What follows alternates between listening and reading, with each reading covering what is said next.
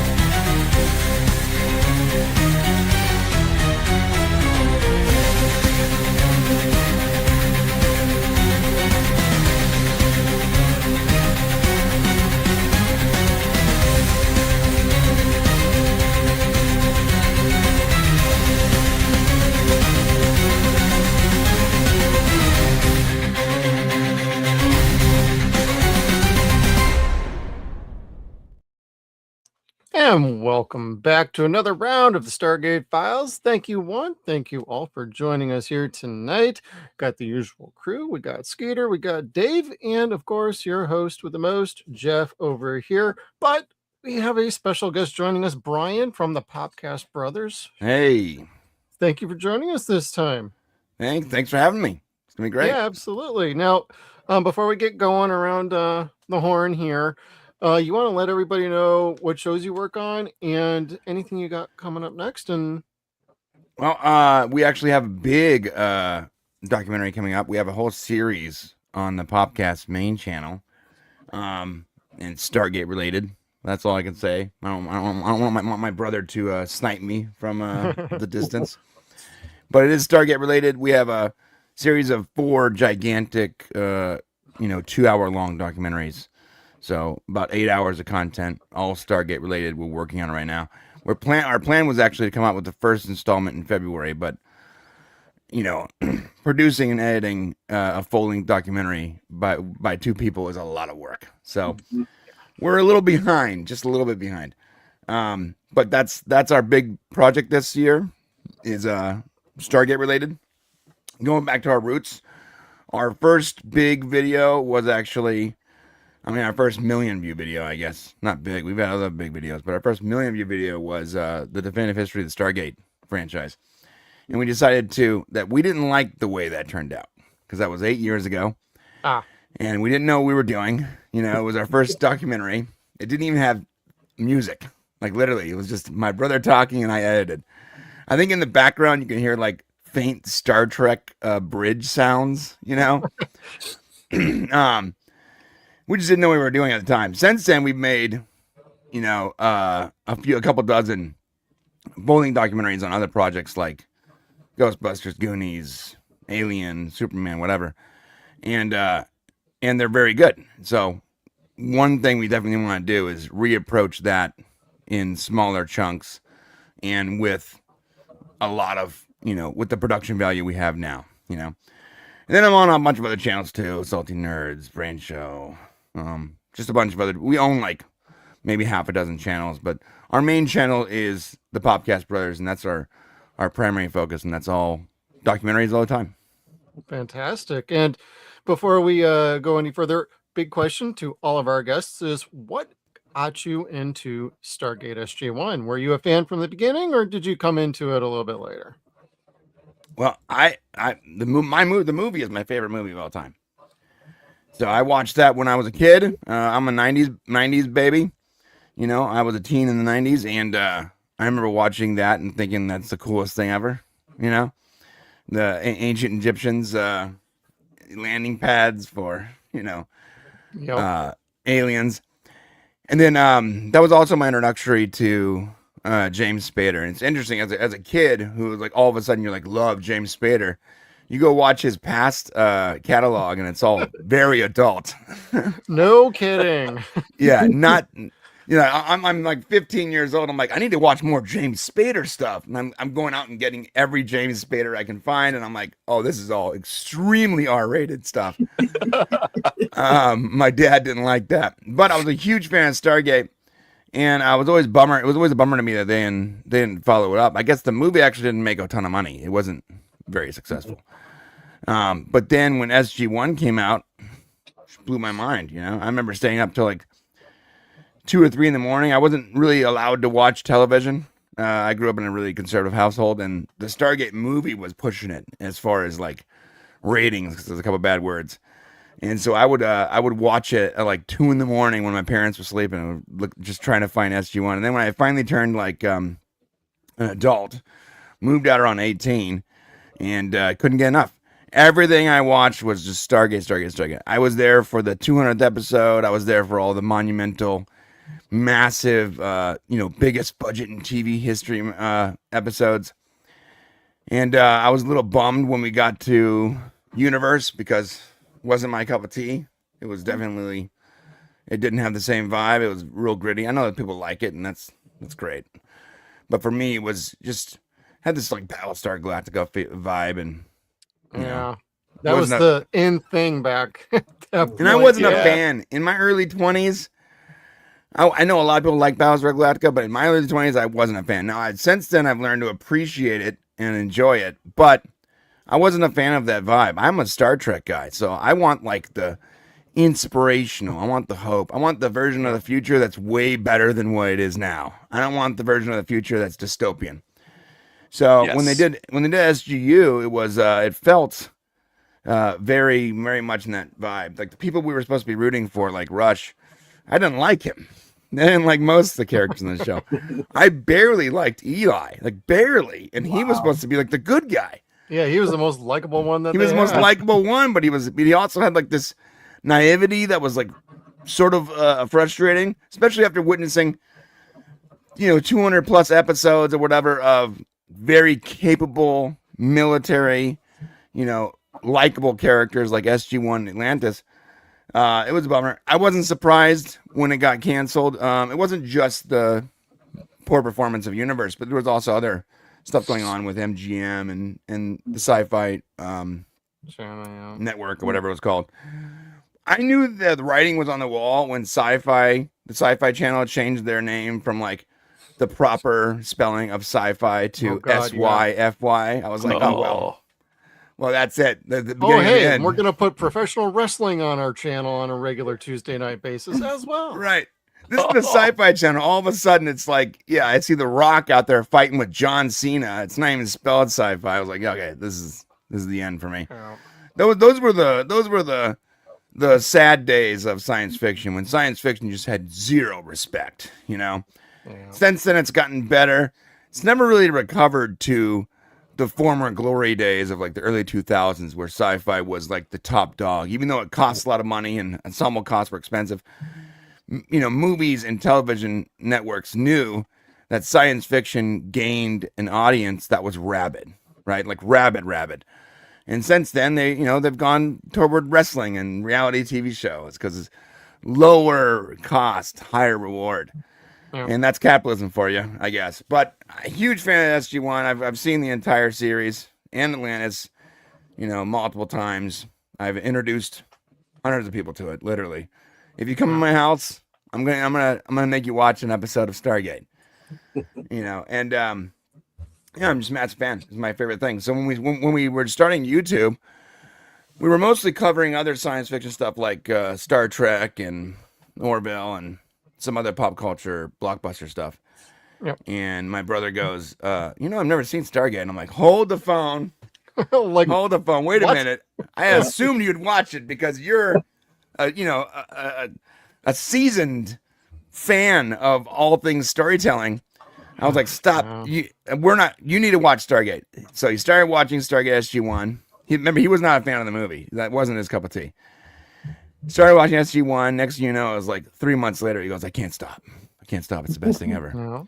And he goes, we need to make like a whole documentary about it. And we weren't doing documentaries. We were doing like more like news reporting and like theory videos about Star Trek and the Orville and other science fiction stuff. And I'm like, I'm down. Let's try it. And we did it. And we had a couple videos that had gotten like 100,000 views, but that video came out the gate and it was totally flat. No one watched it for like 6 months. No one watched it. And then Darren from Gate World hit us up. Yeah. And he's like, hey, I saw your documentary on Stargate. It's very good. I'm like, oh, thanks. And we had done a couple streams with him a few times. And he's like, can I put it on the website? Can I feature it? I'm like, yeah. Can you feature our YouTube channel that gives us ad revenue? Go ahead, bro. And he puts up a whole article. He's like, check out this documentary. It's very good. And listen, it wasn't very good. Like if you go back and watch it, it's a 45-minute documentary about a series that has hundreds of episodes. It makes zero sense. But again, we didn't really know what we were doing. Since then, we've made 2-hour documentaries about movies that weren't even 2 hours long. That's how it goes. Right? Yep. So he puts it up there though, and then it gets picked up at like a couple conventions, and they start playing it, and then it just starts blows up. So it goes from having like no views for like 6 months to 1 million views within a few months of that post. And I think now it's like sitting at like 4 million views or something like that. But even though it's our most successful documentary on the channel, it's not really we made so little money off it because it's short. We didn't know how to bake in ads. We didn't know any of that stuff. Since then, we've made like our Voyager documentary, which is like 2.5 hours long. That's gotten probably a couple million views. I forgot exactly, but it's made like literally like 12 times as much money. It's crazy. So we've really refined our skill when it comes to YouTube, and it's really because of Stargate. Like just my Matt's love for Stargate, and then my brother's new love when he started watching the show. He couldn't put it down. He's like, I gotta keep watching it. I gotta keep watching it.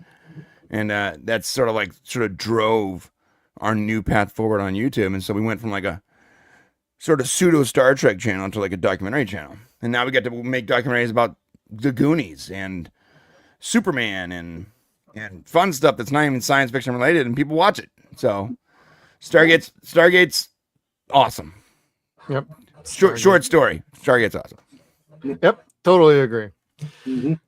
All right, Supreme Commander Thor, what you been up to on the Twitters lately? Or X? I'm still dead naming things. Yeah, I call it either or. It doesn't matter to me.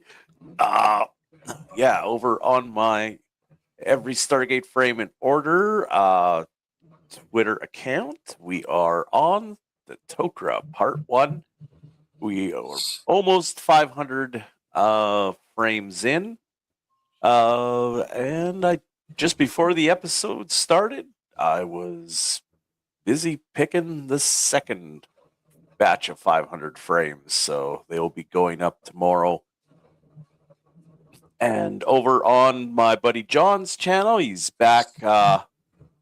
His power's back. He's working hard on Home on Stargate Atlantis, Season 1, Nice. Episode 9. Well, glad he got his power back and he's back up and running again. Yeah. And Skeeter, how you doing over there, brother? What you been up to? Pretty good. As you can see, the 3D printer is running on a big project. Second big project, I should say. Awesome. So, yeah, here, I'll give this.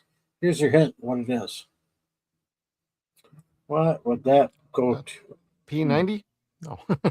Yeah. No. No, Yeah, you're still working on the big ship, right? Yeah. Possibly a big ship, yeah. I gotta get a 3D printer, man. The fun I can have with a 3D printer. I got one. I gotta Yeah. get back to putting us. So, yeah. Plus, there's that new news where they're like, I guess they're trying to make it so you can't 3D print objects without it first checking to make sure it's not like some kind of trademarked shape or something. Oh, the like that. California weapon law. Yeah, California Stupid. Whiplaw, but now there's a new one too. Bamboo, who is the company I get my stuff from, and printers, is going through a lawsuit because someone put up a Labubu, and people were printing off Labubus, and they're What's a getting sued Labubu? for that. It is like a creepy little toy that kids are all Oh, fans I of. think I've heard about those. And they look like little trolls, but Oh, like, like the little stuffed animal things. yeah. But Hmm. so someone put them up, and since then they've taken them off the site. But yeah, they're Wow. getting sued for My copyright. problem is a 3D printer. From my perspective, it's the same as if you carved it with clay. Yep. How in the world can you tell me what I'm allowed to carve with clay? If I'm a fan of something and I want to carve a Stargate, I'm going to carve a Stargate. Yep. It's silly. Yeah, I got several Stargates, all kinds. The Supergate, a closed one with a working iris on it, so it's closed. Do you right do now. commission work? No, I just That's print too my bad. own. I mean, I did get fortunate enough to get asked by Vanessa Angel to print off a Zat gun for her, so I did do that. So That's cool. Yep. That's rad. So, Yeah, so yeah. I need to get a printer before that stupid law happens. And on behalf of all my Californian people over here, I apologize for how stupid our state is. It's very stupid. It's a very stupid state. Mm-hmm. Well, at least you're working on your printer stuff. I'm still a bit behind on mine, but I did get something fun in the mail. I got me a movie pin from the original Nice. movie. Oh, Oh, wow. That's cool. There's like 3 of them. I've been keeping an eye on this one, and I would get the other 3, but I don't want to pay the prices I'm seeing. So I'm gonna be watching like Dude, this poster right here, my buddy found it at like a thrift store or something. Like when we were in our probably 18, 19, maybe 20. Anyways, long time ago. And it was stuck to the frame for the longest amount of time. Couldn't get it out because it was like bound to the whatever frame it came in. Yeah. And a few years ago, I wanted to put it in a nicer frame. And so I looked up all these techniques for how to unstick safely like these posters from the backs of the frame. And I ended up using like isopropyl alcohol and lemon juice or something. Anyways, I got it off. And to my extreme elation, on the back of the poster is a signature by Roland Emmerich and Dean Devlin. Oh, Bro, I thought it was just he literally bought it for $5 at a thrift store. damn. And for almost 20 years, I had no idea what was on the back of it because I couldn't get it off the frame. Jeez. Yeah. Oh man, that's like finding a Mona Lisa. Ugh. It's pretty awesome. Yeah. That's pretty good. And let's see here. There is one little bit of Stargate news from today. Some people are catching up quick on it. Some people are going to be like, "What?" We're getting our first Stargate cruise. Thank you, Darren and Gate World, for breaking this news on Twitter. And I'm like, well, I guess we got something to talk about quick tonight before we get into some episodes. But Awesome. yeah, it's going to be a 7-night cruise going through Miami, through some of the Bahamas, and they got a cast list already too. So like next year, January 24th, 2027 through the 31st, which I got to think about that based on prices. But Yeah, we might not be on for that week. Yeah. We might be. I feel like that Yeah. cruise would be very sweaty. Don't Like matter. a lot of very sweaty people on that cruise. I've actually done a cruise around that time of year to Nassau, which is one of the places that they're going. They're going to then I think Puerto Rico, and then I think it's where is it down here? Oh yeah, St. Thomas in the U.S. Virgin Islands. So it's going to be a nice little tour. But I'm looking at the guest list already. Like they got. Yeah. I think we'll end up seeing more for sure. Like Oh yeah. if Michael's going on there, I foresee his wife joining. Mm-hmm. I would be surprised if not. Yeah. And I would not be surprised to see Christopher Judge on here, but they're probably trying to figure out schedules for him. So, but It's going to be a fun little cruise. Weather-wise, it should be pretty nice. Just when you get off the boat in Nassau, just power through the beach and the port. Once you get to the first street, you should be okay. You just gotta watch out for all of the panhandlers. That's all. Yep. And bye. Yeah. But there's some good things there, and this should be a fun little cruise for 7 days. So if you're interested, you might want to go head on over to Gate World. That's the easiest way to look them up. And there's a link on here to the Royal Caribbean cruise lines. And prices do kind of start around $3,200 for 2 guests in a shared room. And they can get up over $5,200 for a full suite. So if you're wanting to go really all out, that's what they do. So just want to throw that out there for anybody who might potentially be interested. Are there any actors that go in there, or like, is there any like actual guests from the show? Oh yeah, that's what we were saying. Yeah, they announced Richard Dean Anderson, Amanda Tapping, Michael Shanks, Rachel Luttrell, and Paul McGillian, which that's awesome because he was in both shows. You would think a Tapping would be too busy for the new series. You would hope, anyways. Yeah, I would not be surprised they bring her on as a director. Yeah, but it depends on if they actually start shooting at that point, or whenever they do start shooting. I am curious about. Yeah, they're not going to start shooting until next year. Yeah, maybe get this trip in before they start shooting and pick brains. There you go. So no, this is a fun little thing. I prefer a convention, but that's only like 2 or 3 days, something like this. There'll be plenty of activities and some fun to be had. So just want to share that with everybody. And okay. And before we get into episodes, Brian, really quick, you got any thoughts on the new Stargate show that's in development since you brought it up? I did hit up Joe Malazzi because we're friends with him. And on Twitter, this is what I wrote him. I was like, hey, congratulations. If you're in LA, then I'll take you to food, because he was going to LA for the script, right? And then he said, thank you. And then I messaged him a couple days later, and I was like, hey, Joe, just a reminder, if you ever want a couple hefty extras, then we're your guys. I'll buy my own plane ticket. It would literally check off half my bucket list. Just throwing it out there, bro. Yeah. And he responded, and I quote, LOL, deal, which is a binding contract. Okay? A binding contract on Twitter. So, if they're gonna shoot in the UK, my buddy John's over there.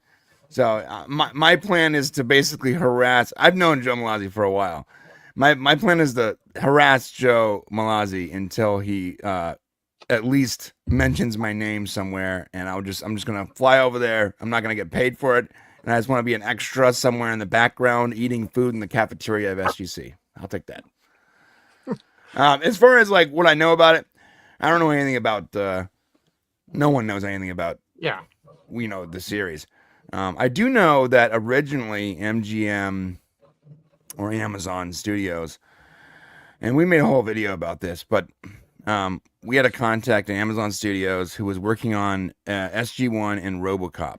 So the same team that was working on Stargate and RoboCop reboots, one of them reached out to us and basically leaked what their plans were for Comic-Con that year.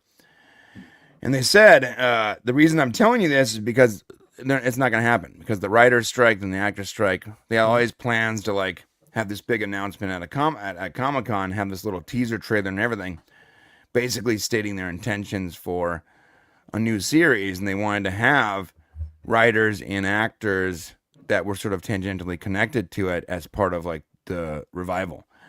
And it's interesting because they had this great idea. Like they were going to put money into it. They were going to have this whole like teaser and this panel thing. And because the strikes happened, they had to cancel it. So the guy, I guess frustratingly, reached out to us and sort of leaked it so that we would talk about it. And we put a whole video out, got a bunch of views. And it was interesting how one thing he said in the email that he sent us in the series of emails was, if the strike doesn't end by a specific specific time, then it's going to push our slate forward 2 years, and we won't see Stargate until 2027, 2028 at the earliest. And interestingly enough, that's exactly what happened. And then their plans changed, and they brought on Giro, and now it looks like we're going to be shooting Stargate in 2027. So that means we'll see it as early as 2028. Exactly what he said to the letter. I'm almost happy that whatever their plans were for Stargate fell through, because that sort of forced them to deal with Brett, because they were talking to the guys from The Expanse, the Penguin and Parker guys. Oh yeah. And they had this whole deal with them where it's like they want a specific amount of money per series. They couldn't land a deal, and now in the middle of the negotiations, when the writer's strike happened, and they had to cancel their negotiations. But originally, the plan was not Mark Giro, Brad Wright, and Joe Malazzi. The plan was to hire the Penguin and Parker Expanse guys to basically create a revival that would be exclusive to the MGM Plus channel, or whatever it was called. And because the writer's strike, those negotiations fell flat. And originally they wanted a lot more money for the series, and the guys at The Expanse said they weren't going to do it for this much. Whatever it is, their negotiations fell flat, and they halted.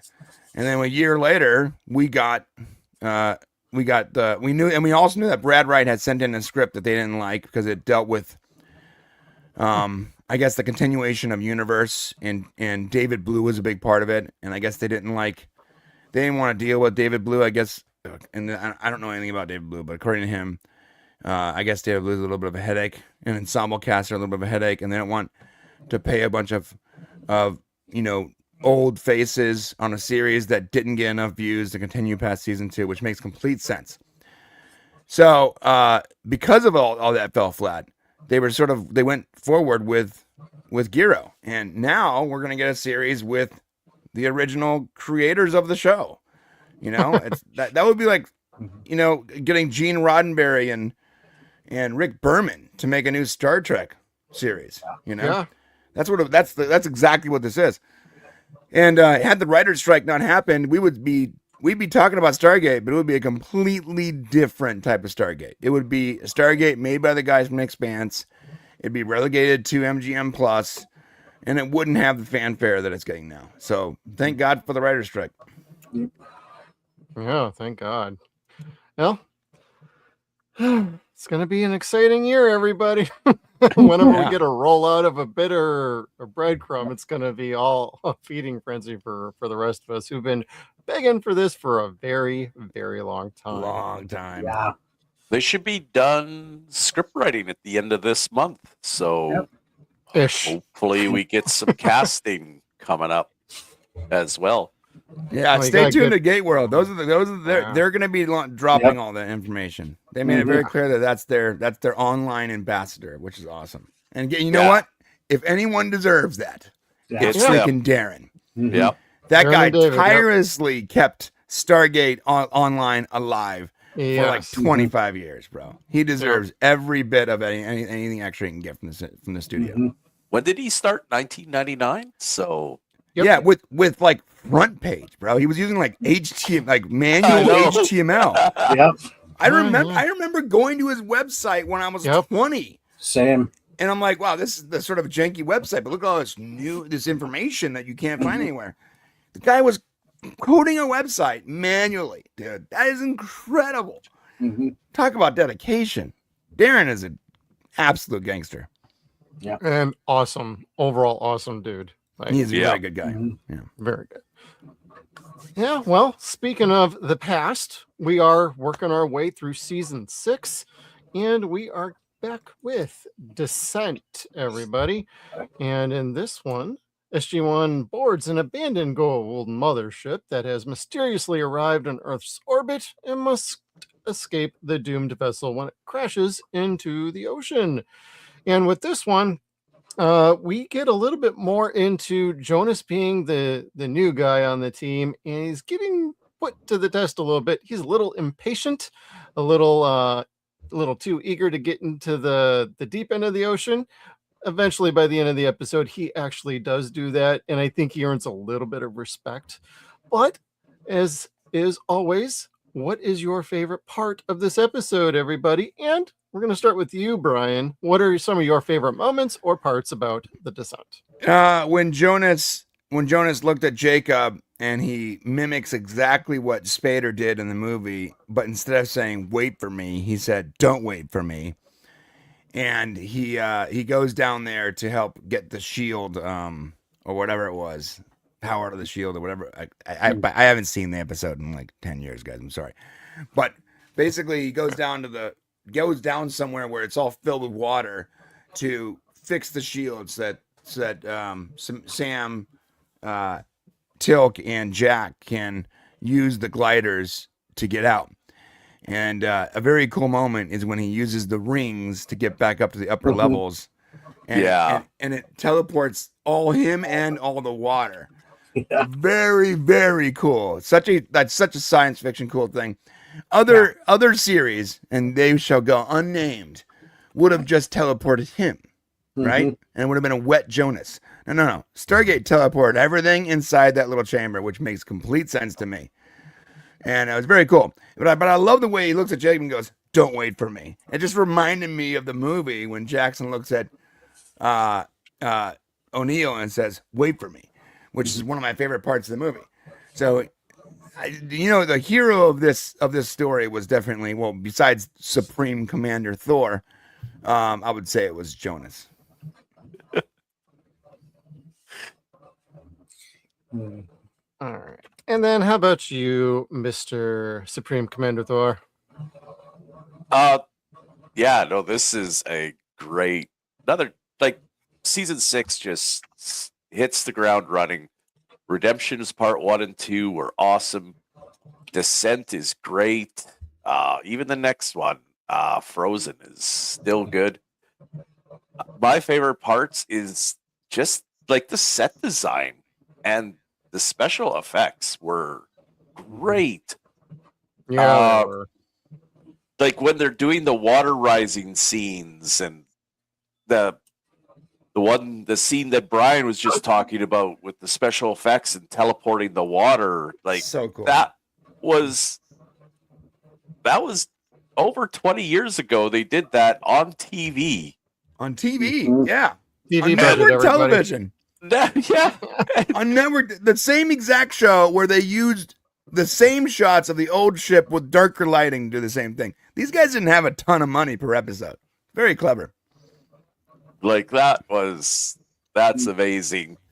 And just the whole story, like going up, this Hatak shows up in orbit around Earth. They go up, Jacob's back, Walter's there, Major Davis is back as well to play his usual doom and gloom. They're not going to make it.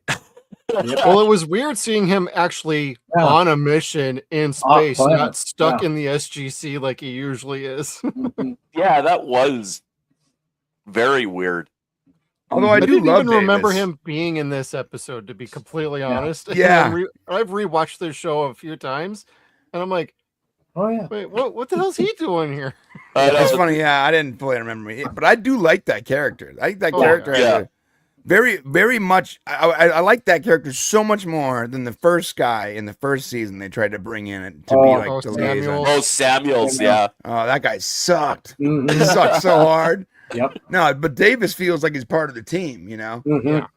Yeah, he does. Like he cheers for SG-1, even though he's like predicting their doom in almost every episode he's ever in. Yeah, everything. They're not going to make a disaster. it.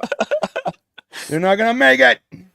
But they're dead, Star. They're gone. They're lost. It's over, man. Game over, man. Game over, man. Game over. He's a game over man guy. Yeah. Oh no. And I also like that O'Neill is always like, whenever he gets into a Hatak, he's always like looking around. I want it. It's mine. I'm going to slap an Air Force sticker on it. This is going to be our ship now. And Jacob's just shaking his head, going, stop it. You guys don't know what you're doing half the time. Yeah, and it sucked being trapped inside the memory module of this ship. I was glad Disaster Davis. Ooh. Davis and Sam were able to get me out and return me back to a proper clone body. Just and the Jonas and Teal'c scenes were good. Conspiracy? No, honest. No conspiracy. And it's kind of funny too because I've read some of the SG-1 books and some of the later ones, like Teal'c becomes a big alien conspiracy theory guy. And he is all like Roswell's just right up his alley. Remember, he likes the tabloids. Yeah, he likes tabloids. That's right. Good callback. And then we get Anubis ninjas. They're here, and we first saw them in the last episode of season 5. They didn't do anything. They were just following Anubis around when he first arrived on Osiris's attack. But here they get a little bit of action. They kill an unarmed scientist, and then Teal'c takes them down. Not quite so ninja-y. Gotta criticize him now for somehow with a direct line of sight to Jacob and like 8 feet away. Yeah, they didn't hit him. How do you only hit him in the shoulder? You're the ninja Jaffa, and you have a perfect shot with basically what is akin to an energy shotgun. And there's no reason Jacob lives through that. Yeah, like they're like the stormtroopers of the Stargate world, dude. Yep. And then, they don't even finish him off, even when he was injured. They just think that crashing the ship's going to is going to be enough. But they increased the inertial dampeners and crashed into the ocean and managed to keep the ship in one piece. But yeah, the scenes with the water are like just very innovative. They just lower the room. That they build a room with one open end, they just lower it into a pool. Just nice tricks that they do. And we also got Peter DeLuise did a cameo on this one. Yeah, and, I saw that. Yeah. And he's credited as Lieutenant Dagwood, which is apparently a role he did in Sequest DSV. So that's kind of funny. And Teal'c's apparently, I didn't notice, but in the scene where they're in the Humvee, apparently Teal'c's symbol is upside down. So a little bit of a goof there, but I didn't notice. I just, my eyes just aren't trained for that kind of stuff, I guess. I don't know. But no, altogether, great episode. I really like it. Jonas gets to prove himself to the team, and it's just fun. It's a fun episode. And how about you, Skeeter? What are some of your favorite moments? Yeah, we have quite a bit this season. We get a lot of new people, a lot of new faces, but yeah, this episode's well written. Especially making the chemistry for Teal'c and Jonas. It was great. Yeah, Jonas right away being so excited to be in space. And Teal'c drops an indeed while straight looking into the camera. Just like, indeed. Like, yep, there you guys go. There's your indeed. Yeah, we see Davis is back, which is always good to see him. Besides him is Dr. Friesen. Played by John Shaw. He's been in Watchmen, The Core, If I Stay. He was in The Last Mimsy, and a ton of Hallmark movies. Go figure. Hallmark actor. He also reappears on Atlantis, season 3, episode 15, as Garth, and then he's also in Universe, season 2, episode 15, as Halpern, the administrator. He's done all 3. Wow. He's in all 3. He's one of the rare ones that make a small appearance in 3 different seasons. Cool. Yeah.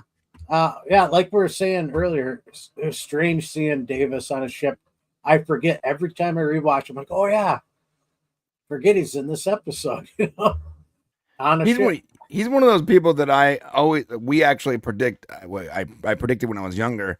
Me and my buddies would sit around and be like, well, "Who do you think's gonna go to Atlantis?" Because remember when they announced the Atlantis Yep.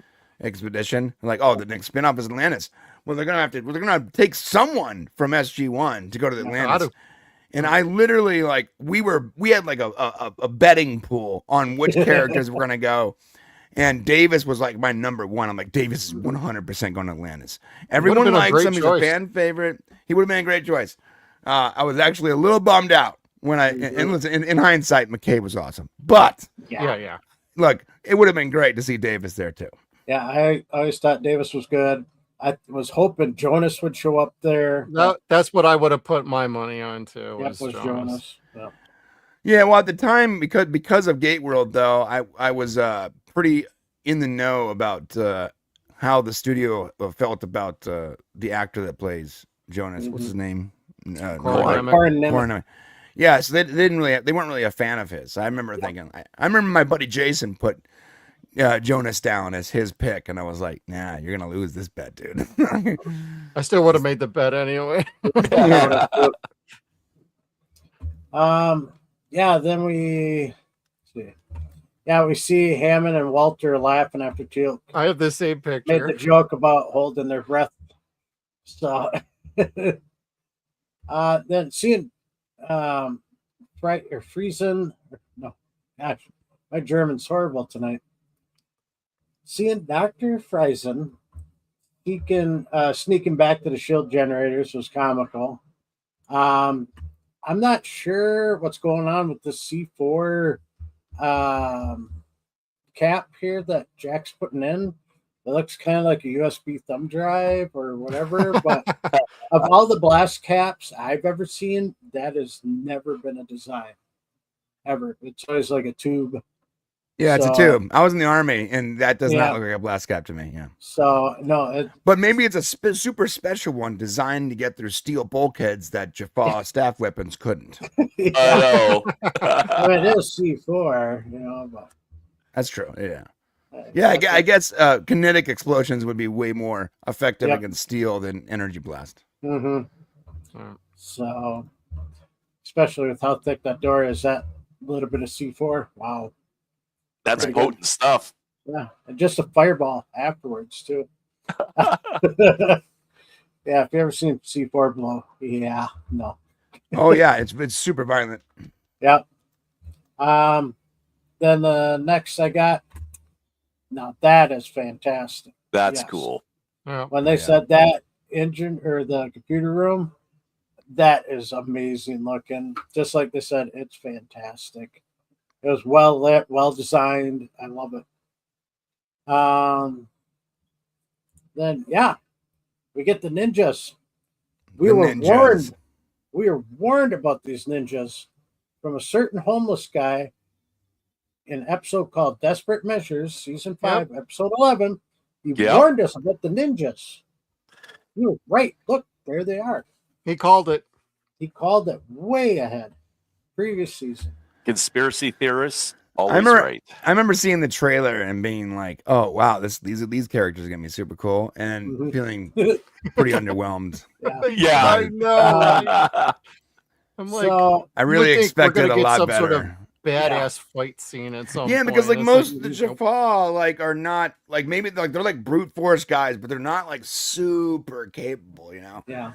I thought we were getting like these elite forces, and it was not the case. It's like, wow, Anubis, your hiring measures just are not up to snuff. You might as well have hired Emotep and his capoeira. Jump back on ZipRecruiter and raise that skill cap, dude. What are you doing? Yeah. But the three ninjas that we got here are Anubis Ninja Jaffa 1, 2, and 3, played by Gerald Wong, Brett Chan, and John Meaney. Then we got Teal'c. This is weird because Teal'c says this is Jonah's first mission, right? Then what the hell were they doing the last episode when they went through the gate? Wouldn't that be the first mission? Yeah, I know. At the Yeah. very end of the last episode. All 4 of them walked through the gate. That would have been his first mission. So they might not always film every episode in the same order Yeah. that the studio decides to air it in. So Yeah, but this was episode 1 and 2. So was it? I thought it was 3 and 4. this is 3 right now that we're talking about. All right. Well, maybe So- maybe this was supposed to be like the big opening one, and they switched it up. Or something. First space mission. There Yeah. you go, Rick. Right. Yeah. Space mission. Yes. But yeah, I thought that was kind of like, whoops, someone forgot that they went through the gate. Then the chemistry between teal'c and the ship, and the truck. I mean, yeah, it's just really well done. Then the ninjas are nothing against teal'c, like we're talking about. Like he's double zapping. He killed 2 and then stunned the last guy. Yep. With the sword. But then Jonas feeling horrible because he's like walk-ins after. He's like, I'm ready. A little late to the show, buddy. They're all down. Oh, I do like that too. Like teal'c knew the second he heard the noise that those ninjas were there, and he pulls Quinn back before even seeing them. Yep. He knew they're teal'c is such a badass. Such a badass. So so they're going to save the mothership by getting the shields up and the inertial dampeners on high as it crashes into the Pacific Ocean, right? That would make one hell of a wave. Yep. Like tsunamis. It's true. And they never brought that up, which I thought was kind of weird, but they did sort of say something about there would be some tidal waves. No, that's tsunami size. That's huge. Alaska's coast is going to go underwater. Yeah. Quite a ways in, too. And then they moved it from one spot on the map to further out in the ocean. So, next we got Sam. Look at her eyes, where she's looking, down towards the water. This is when Jack says major shrinkage. She drops her eyes and looks down in the water. Yeah, she's there. That's a Jackism. Yeah, she's pulling a Jackism there too. Like, oh, really, shrinkage? Then, just like Thor was saying, we meet Lieutenant Dagwood, played by Peter DeLuise. He picked that in tribute to his character played on Sequest back in 1993. Also, this scene, Jonas, man, swimming underwater, holding his breath entire time. Oh, man.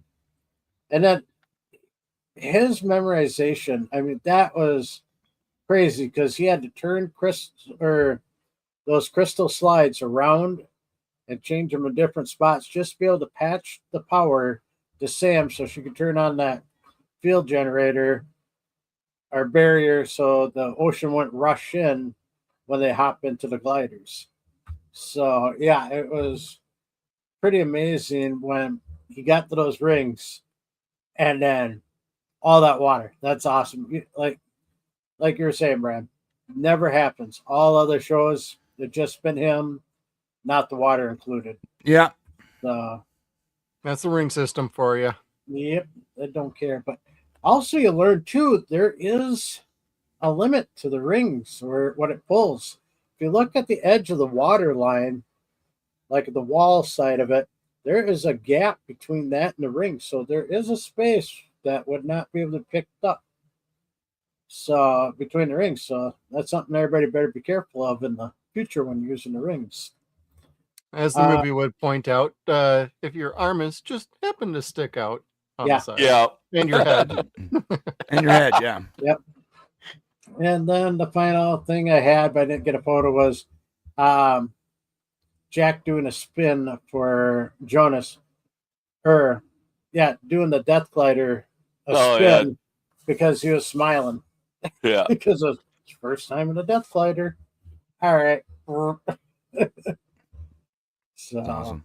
But yeah, that's what I had for favorite scenes and new characters that we got to see.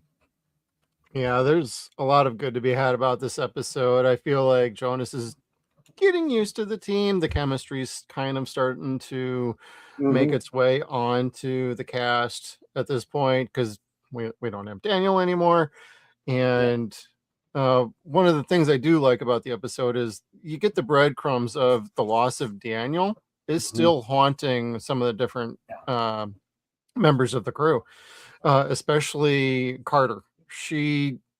This bug bothers her for a long time.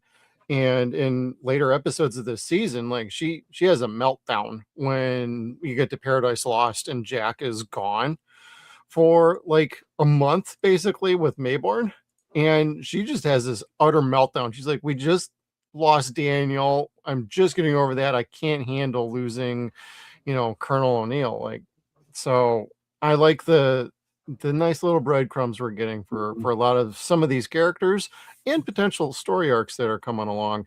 But special effects are awesome.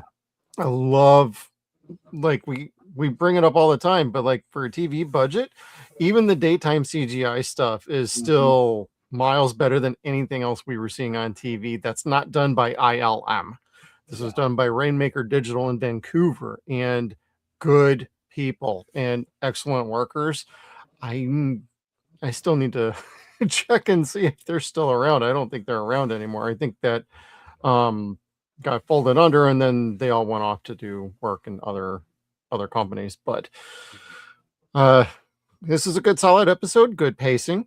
I like the direction, and honestly, like I don't have too much I'm even going to have bad about this one, but I think it's always funny when Peter DeLuise puts himself in an episode that he directs.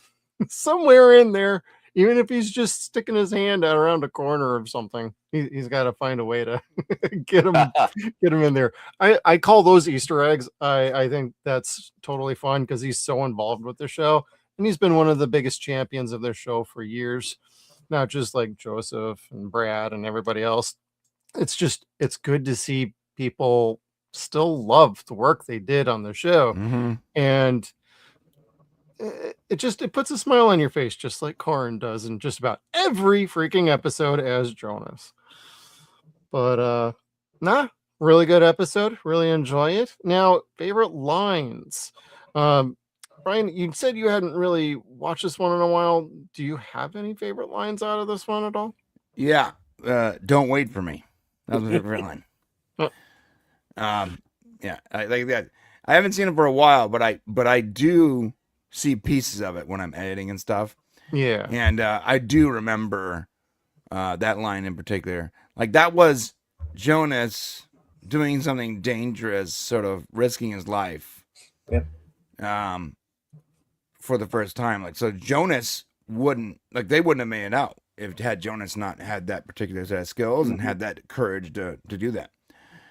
He's one of those characters to me that like I feel like doesn't get a fair shake because he's no Jackson, and everyone loves Jackson, and I love Jackson, but like there is a special place for that character that I really do wish that they could have continued him on Atlantis, because that would have been a perfect fit for him.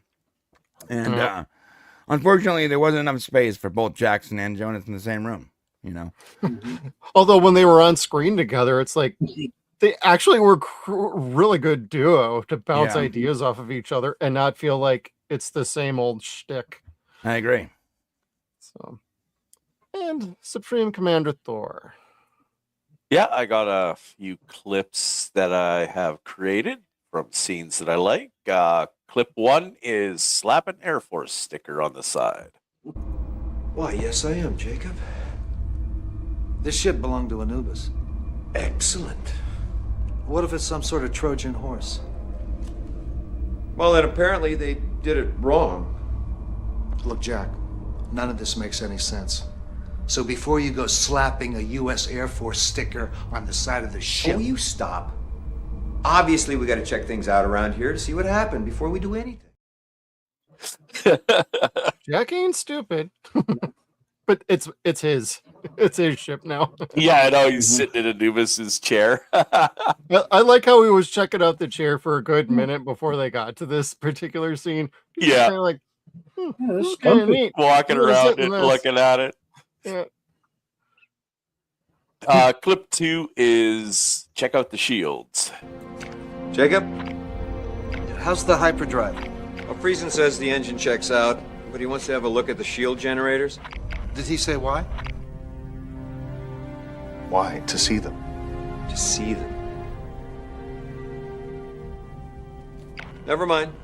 If this was the ship that destroyed an Asgard ship and kidnapped Thor, then its shields were clearly superior to any...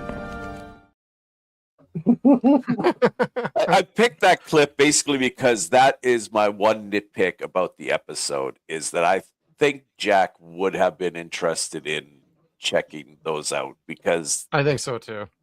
that, like, their standing order is to get technology, and would you not want to have a look at something that was able to stop Asgard weapons? I think you would.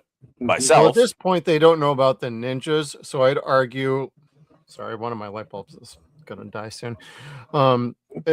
Is that they don't know everything else that's going on? They want to fully inspect the ship for dangers, and then come back with a team. He feels at this point probably like this seems all right. We'll get back to that later. With the whole team, not just you wanting to. But I feel that if he had gone with Friesen, then he would have met the ninjas and he would have taken them out, and then they wouldn't have crashed the ship into the planet. But that's just Jack Right, running a good story, damn it. I know. And clip 3 is conspiracy. One originally from the planet Earth. Gotta stick together, right? Are you suggesting an alien conspiracy? No. Oh. Of course, yes. I was warned about your occasional use of humor. It's got me. No conspiracy. Yeah, and clip 4 is basically no conspiracy, just a continuation. Go! Whoops, wrong. Wrong. Yeah. Yeah. No conspiracy.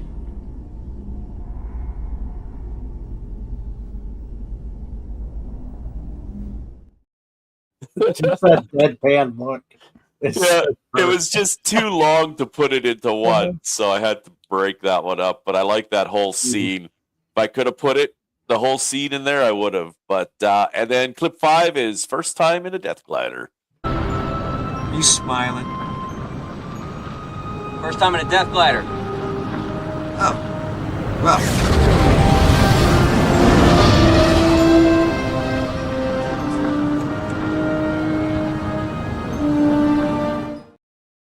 Shouldn't have eaten that banana. I know. And those are mine. Awesome. That's great. All right, Skeeter, what you got? Yeah, I got quite a bit here. So a couple of them they've got. Jack, until something goes terribly wrong, always a bit foreshadowing.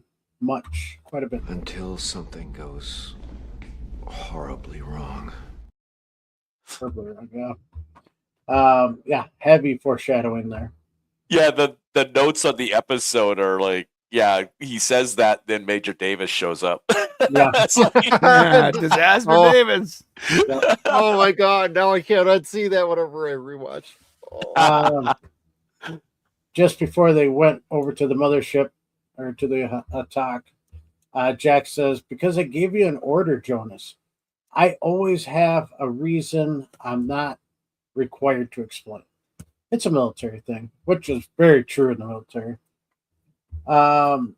Hammond saying we've all been holding our breath down here. Teal'c, that is most unwise. Hammond, yes, of course, Teal'c.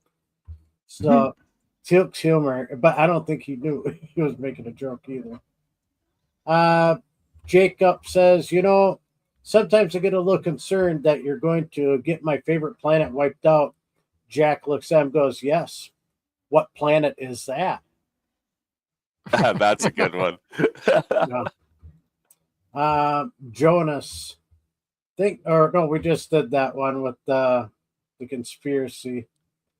Jacob, I'm going to try to find a back door to the program. Jack, how long is that going to take? I'm looking at some major shrinkage here. That was the full context there. Yep. Then Sam's checking it out, make sure. After they get out, Jonas says, "You all right, Jack?" A little wet, a little chilly. The knee gets a little stiff in cold water, you know. So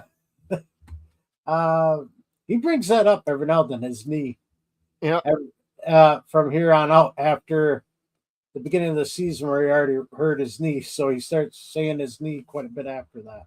For several episodes, yep. Yep. Jacob, when they're in the bottom of the ocean, Jack, the ship is never going to fly again. I'd have to say the Supreme Commander of Asgard Fleet, Owning one is more valuable. Jack, yeah. All right. Next mothership we keep, okay? Then near the end of the episode, Sam says, "Here it is, Jack. Are you sure you got all of them in there? He's a smart guy, you know." So, I mean, yeah, just was a few crystals, but how much do those crystals really hold? I'm curious. I don't think there's actually a schematic on what they do hold. All right. And that's what I had for lines. And you guys basically covered all of mine. Although I did clip out a one-word thing for future reference as a clip on our show. Excellent. I just loved him being in that chair, just being like, yeah, I'm keeping this one. Get used to this. Yeah. So, moving on to the part where we got to talk about things we maybe didn't like. Mm-hmm. I know you're talked about yours, Thor, but Brian, did you have anything that maybe did not work for you on this episode? Yeah, the ninjas. I know that it was basically like Stargate meets Das Boot, you know. Yeah. And that's cool. I've never been a huge fan of those style of films. People love those things. So it was a little too contained for me. And I think the ninjas were very underwhelming. But because it's my favorite team of all time doing what they do, it's always gonna be a good episode. Gotta have a body count. And Thor, did you have anything else? I know you were trapped in a crystal there for quite a bit. Yeah, that was my least favorite part about this episode. But yeah, just even I would have wanted to have a look at those shields. I think that was a good request by Dr. Friesen, and I think he'd still be alive if Jack would have listened to him. But as it goes, that's my only real nitpick. This episode is fantastic. I love it. How about you, Skeeter? Not much. Dave already caught the one with the symbol upside down. The only other one I had, it's a small nitpick, is, well, two really. Every time they showed Earth when they're outer space, Earth never rotates. It's always in the same spot. Every time. You took my nitpick. The Pacific Ocean, every time. I'm like, I wonder where they're going to crash since the very first scene. Bullseye. Yep. Right in the Pacific, of course. That way Russia could try to grab it. Yep. That was my first thought when I saw the Pacific. I'm like, yeah, Russia's going to try to grab it. The first time I seen those. Nope, didn't happen. But they did go in the Pacific. The other one was, now I know everyone in the on SG-1 can hold their breath for an extremely long time. You had Jack and Sam holding their breaths underwater for a long ass time, and they didn't drown. We see in this episode also that Jonas can hold his breath for a very long time. And then we got teal'c, who was the first way back in Demons Season 3, Episode 8. Yep. He was underwater for a very long time. He holds the world record.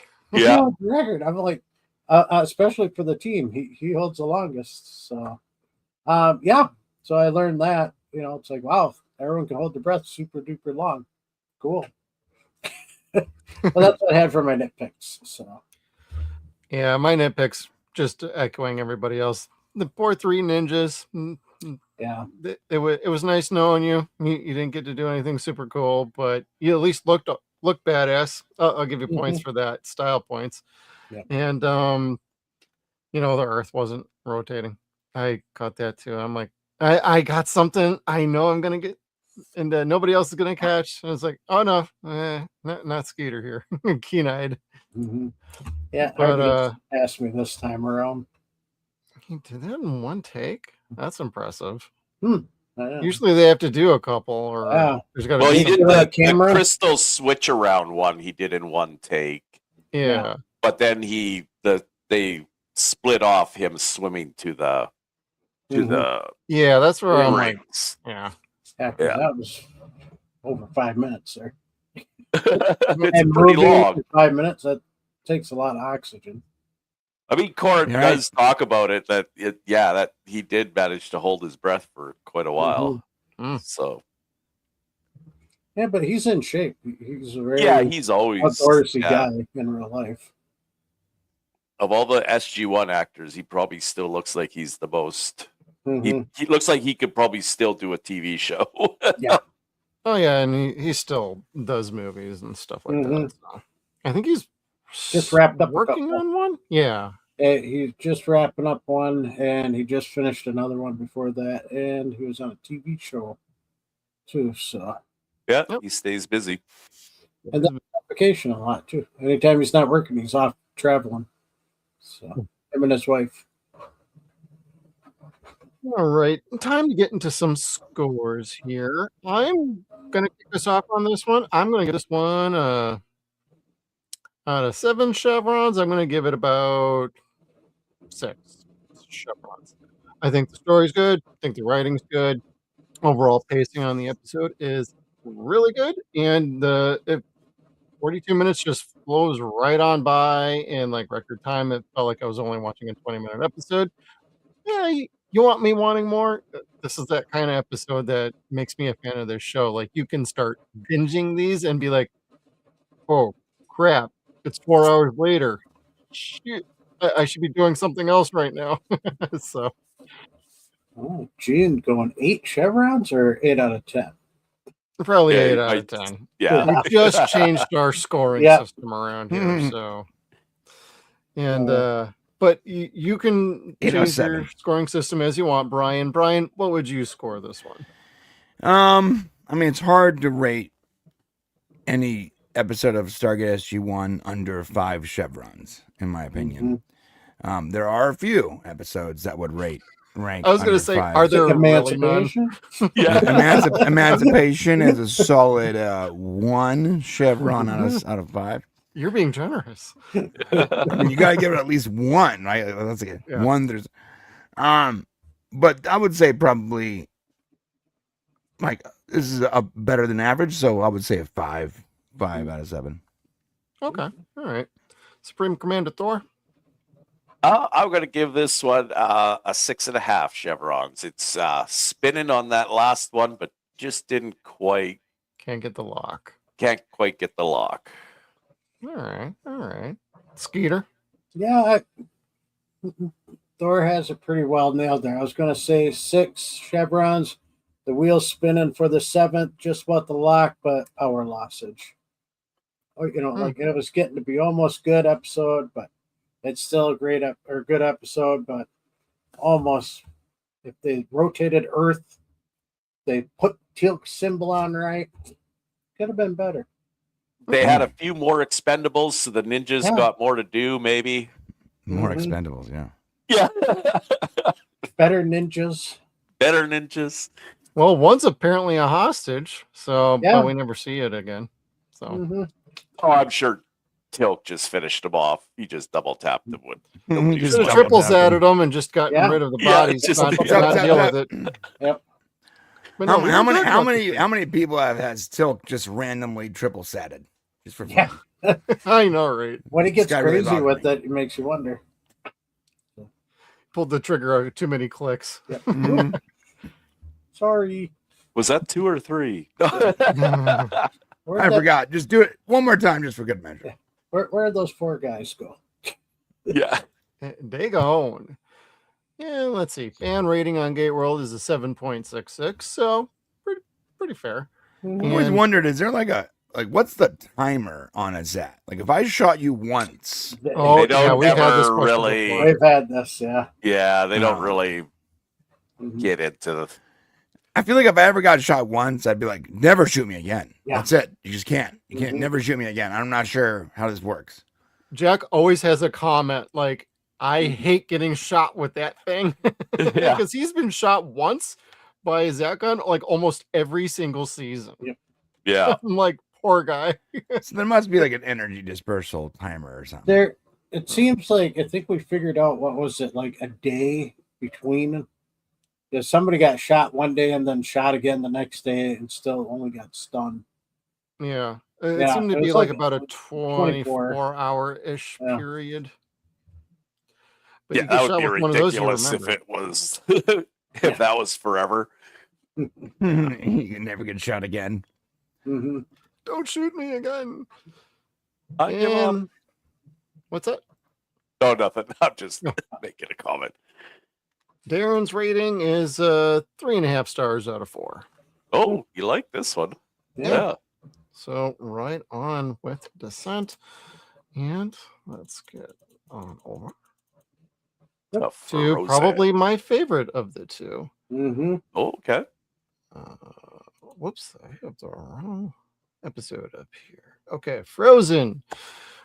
SG-1 investigates the discovery of a woman frozen in the ice in Antarctica who may be a link to the Gate builders. A mysterious disease threatens to kill everyone at the research base. I call this episode Encino Man meets The Thing. and that's kind of how I'm describing. It's not as goofy or kooky as Encino Man, just the idea of somebody being thawed out. And I don't know. Gotta let it go. Skeeter, let's start with you. What are some of your favorite Try and moments? take my jokes away here before I can even say them. Yeah, let's start. It's another great, well-written episode, but this had a great storyline to it. It's not a bottle episode, but it kind of is a bottle episode.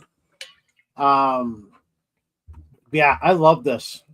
This Yeah. Antarctic This was science technology is beautiful. gorgeous, and even the really, building really, and the really nice. but later on, that building in the background is just a little bit closer. So, small nitpick. But yeah, I love how big it is. How they put it over the center of where they found Jack and Sam and got the other gate. And the snowcat you see there, I've actually ridden in one of those. Oh, There. wow. They're not as fun as you think they are. They are kind of fun, but they're you bounce around quite a bit, and they are Okay. loud because the motor's like right underneath you. You have to much wear fun. headphones and stuff like that?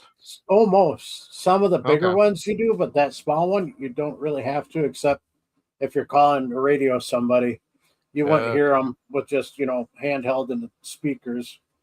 But Yeah, they it's don't even funny. have speakers in them, so you gotta have. When I was in the headset. military, I was in Bradley's a lot, and the Okay. same thing. The engine is Mhm. right underneath you, so like That's you feel every single click, every word, every Mhm. Jeez. and then and it's so loud because like all that sound is just going right up into your soul. Yeah. Yeah. Jeez. I got to ride one up in Canada, way up north, and this was the only way to get to where we had to go ice fishing was to take one of these. And I was like, oh my gosh, I thought I was going to go deaf by the time we got there. That was what had ear protection on too. But anyway, next, yeah, we meet Dr. Francine Michaels, played by Venus Terzo. Terzo. She has been the voice character for Beast Wars Transformers in '96. She was also in Da Vinci's Inquest, X-Men Evolution as a voice actor. She was in Arrow for a while as Dr. Schwartz. She was on, yeah. Okay. I knew her from somewhere. Then I was like, oh yeah, Arrow. She was in a couple episodes of Supernatural, Blackstone. She's done a ton of movies and TV shows when you look her up. She's also done a lot of voice acting films, shows, and several video games too. So that Quite the career. Yeah, quite the career. Oh, I forgot to mark this down. I had it all in my head and I forgot to write it down in my notes. Here we are. Welcome to White Rock Research Center, right?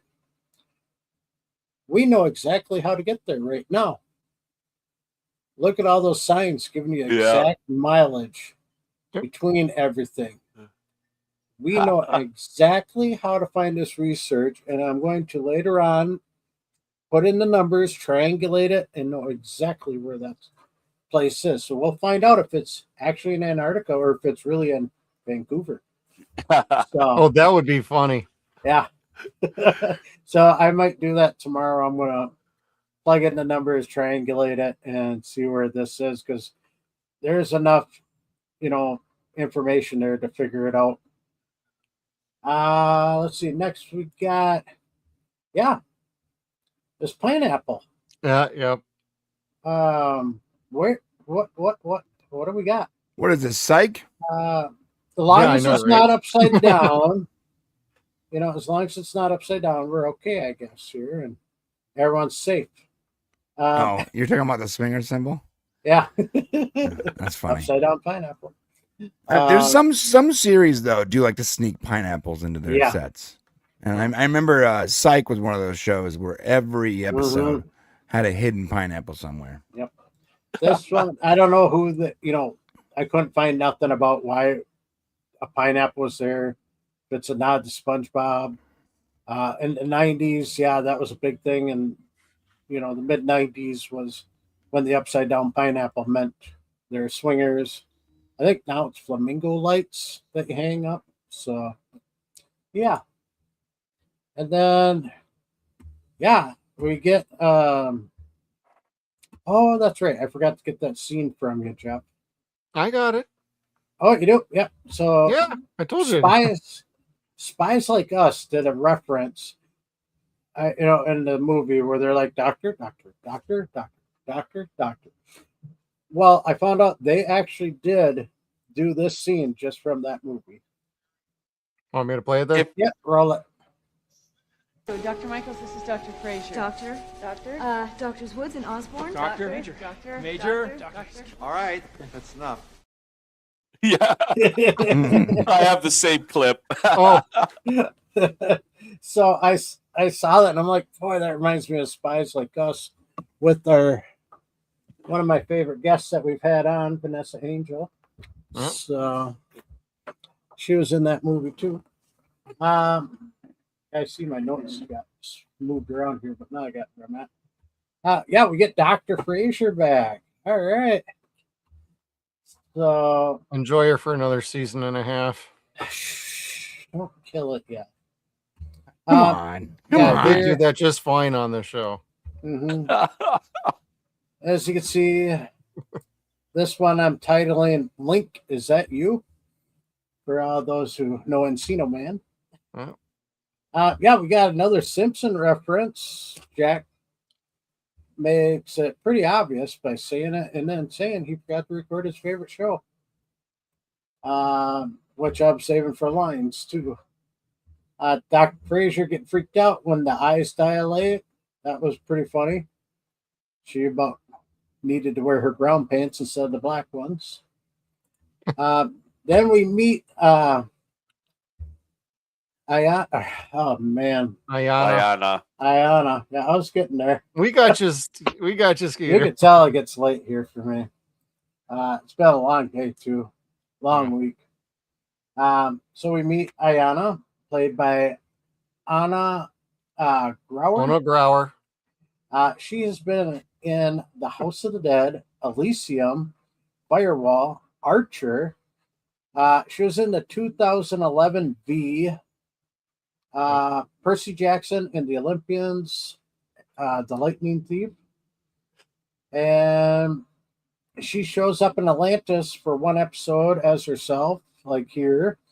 And then in Universe, she pops up for 4 episodes as Emily Young. Mm. And a bunch of Hallmark movies also. And this is where we need to add to our Daniel love counter. Oh, wait a minute. Sorry, Daniel's dead. But For you now. damn well know you'd have fell in love with her. No, You there know. was Jonas this time. Yeah, it was Jonas this time. But you know for a fact this would have been one of his love interests. Yep. And she was also in a TV show called First Wave. The episode is Lost Souls. It's a personal favorite show of mine. Not a lot of people know about it, and some people feel it was kind of middle, but I loved it. Ayana, kind of her acting and how her response was really good, but it reminded me of Lilu from The Fifth Element. Yeah, which came out a few years before this episode. So I kind of wonder if she was going for that, like the lost soul didn't know how to talk, you know. she can emote very well without having to a whole lot of dialogue. I wonder if she did the Kurt Russell thing from Soldier. I get paid by the word. Yeah, that's a great movie. I love that movie too. Then we got another better picture of her out of the ice. Look, she's a gorgeous woman. So, but yeah, here we got Jonas's notebook, which if you look on the left side, he has amazing handwriting. Really good. His drawing skills are pretty good too, but his notes on that right side of the book are horrible. You can't even make out the words. It's just scribbles. So I thought that was kind of funny that his handwriting on one side is good, but his notes are just horrible scribbles that you can't even read. Then, what happened to the pineapple? Oh Where my did it god! Go? Someone Where ate did it. the pineapple go? Maybe that's what they got all sick from. They ate the pineapple. Mm. Could have been that. Citrus. Yeah. The plague. Nope. And seeing Ayana using her ancient powers to heal, you could tell that's when Jonas really started falling in love with her. If he was on the show any longer than what he is, I'd say let's start a counter for him for love interests. That probably he's go a near long time. fawning over him later on. Yeah, that's what I'm saying. You know, he's got quite a few love interests. Then, we meet Thoran, played by Dorian Harwood. He's been in Full Metal Jacket, Space Jam, Sudden Death, Gothica, Terminator, the Sarah Chronicles as Dr. Sherman. He's also a huge voice actor for tons of animated shows. Like he was in the Spectacular Spider-Man, Biker Mars from Mars, a ton. Really? Yeah, I didn't know that until I looked it up, and then when I listened to his voice, I'm like, oh yeah, from all the other shows. I'm like, holy crap, yeah, that's right, that is his voice. That's a cartoon I haven't heard in a long time. Yeah, that was a good show. And he was in the Batman animated series as Martin Manhunter. Yep. He's also done voices for video games like Metal Gear Rising, Diablo 3, Lost Planet, and a bunch more. So, we also learned that Thorin wants to put a snake in Jack's head really, really bad. Just to get information. Yeah, those damn Tok'ra, man. Jeez. Yeah. Any excuse to get a frickin' snake in your head, they're all over it. Also, hold on, scrolled too fast. There we go. In case you didn't know, shouldn't that sign be on the other side of the room? Not inside the room, warning you it's contaminated zone and do not enter. Shouldn't it be outside the doors so you don't walk into that room? My guess is there's one on the other side and it's all wired together. So maybe because it says do not enter when red light is on. Well, the green light's on. So wouldn't that mean it's safe to walk in? I would agree. Oh yeah, good point. Like I said, that doesn't really make sense. I can't read what the lights say. Yeah, The I never print's thought too about small. that. But yeah, I think you're right. Yeah, the green should be safe. Yeah. Or maybe it's like contaminant free. That's what I would think, you know. Red lights But on, then do she's not got enter. the full suit on too. Yeah, she's got the full suit on, Right. even though it's green. So, and she's already been healed. Wouldn't she be safe, you know? I don't know if they knew for sure yet if Yeah. being healed, like they suspected, but I don't know if they knew Yeah. for sure that it would be that you couldn't get infected again. Yeah. Oh, yeah, good point, Rick. The creature from the Thing movie ate the pineapple. Oh, it killed it. Mm-hmm. And then, really? This is where we're ending the damn episode? I know. Are you serious? It's almost like a It two-parter. pissed me off, and I was like, oh, great. The very first time I watched this, you know, when it came out live, I was like, oh, come on. Now I got to wait till next week to see what the heck happens. Same. Then the next week came. Nightwalkers! You bastards. I remember live feeling the same damn thing. I'm like, oh, it's a two-parter, but it's not part one, Yeah. part two. It's gonna shift over to a different story completely, like Prometheus into Unnatural Selection. And no, that's not what happens. I'm like, what? I think that's why I always have this problem with Nightwalkers is why are we putting an episode in between? I know it was to give Richard a chance for his leg to heal up and everything, but like, my God, come on. I am missing a slide. That's where I got lost for a second. See, that's where I got lucky. Is I watched these on DVD. I didn't watch them live. Yeah, when you're so- binging it, it ain't Yeah. the thing. Yeah. But when I binged it, I was like, Nightwalkers, what's this? I was seeing if Jeff has that slide, but I'm not seeing it. The other two scientists, but I'm Oh, not seeing I got it. a picture in there. Oh, yeah. Hold on. It's kind of no, Dr. right there. Harold and Dr. Norm. It's a little All right. fuzzy, but yeah, I could tell you who they are from that. We meet the other two doctors. We meet Dr. On the left there in the yellow shirt. That would be Dr. Osborne, played by Bruce Harwood. He's been on the X-Files as one of the lone gunmen, John Fitzgerald Byers. Yep. He was also in the X-Files game. He was also on the Lone Gunman show. He was also in The Last Mimsy. When I remember watching that movie the first time, I'm like, it's Byers. It's Byers. My wife telling me to shut up. You know, it's normal. He was in The Fly too.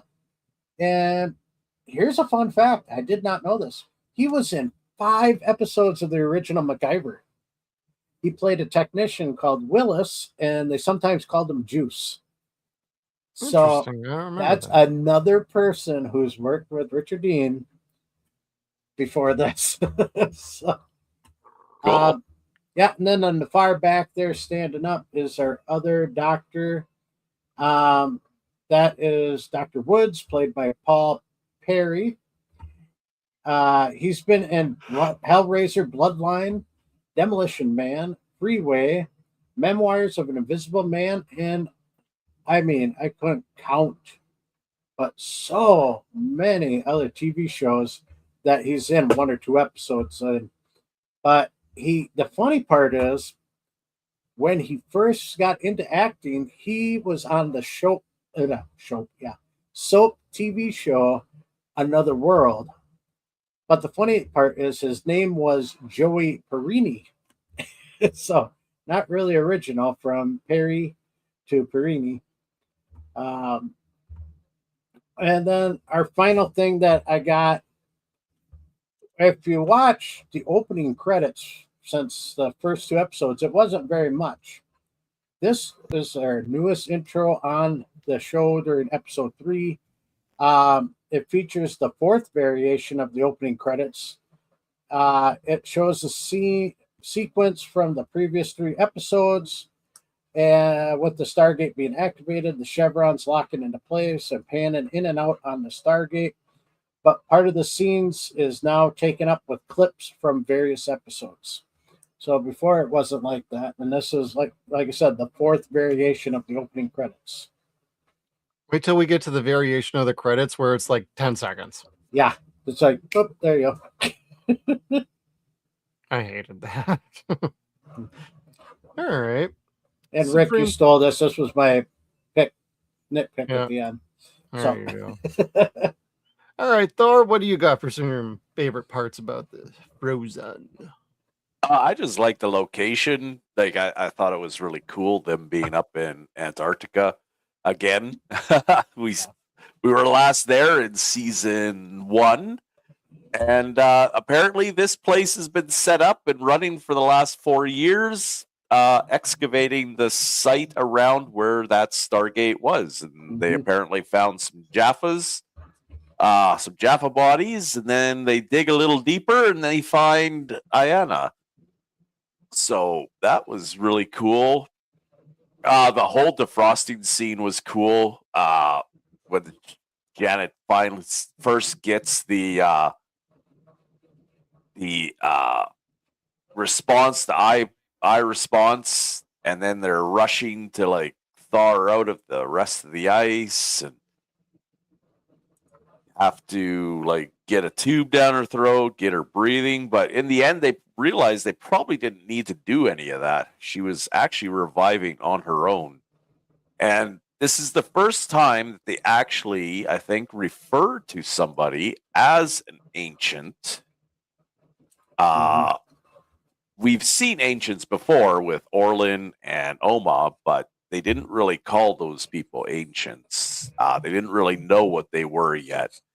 But this is like one of the first times that they call another character an ancient. Like a cool episode. We get a ton of lore on the Stargate, right?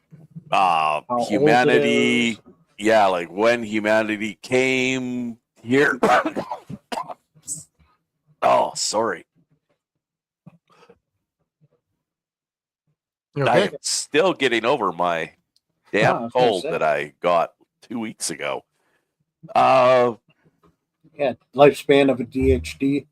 Yeah, a lifespan of a DHD. They are not infinite. They do wear out if they're not looked after. But apparently, it's a really long time because the Goulds have been using them for quite a while without having to recharge. Yeah, we get Jonas. He's kind of just slides into the Daniel role. He is the main communicator with Ayana and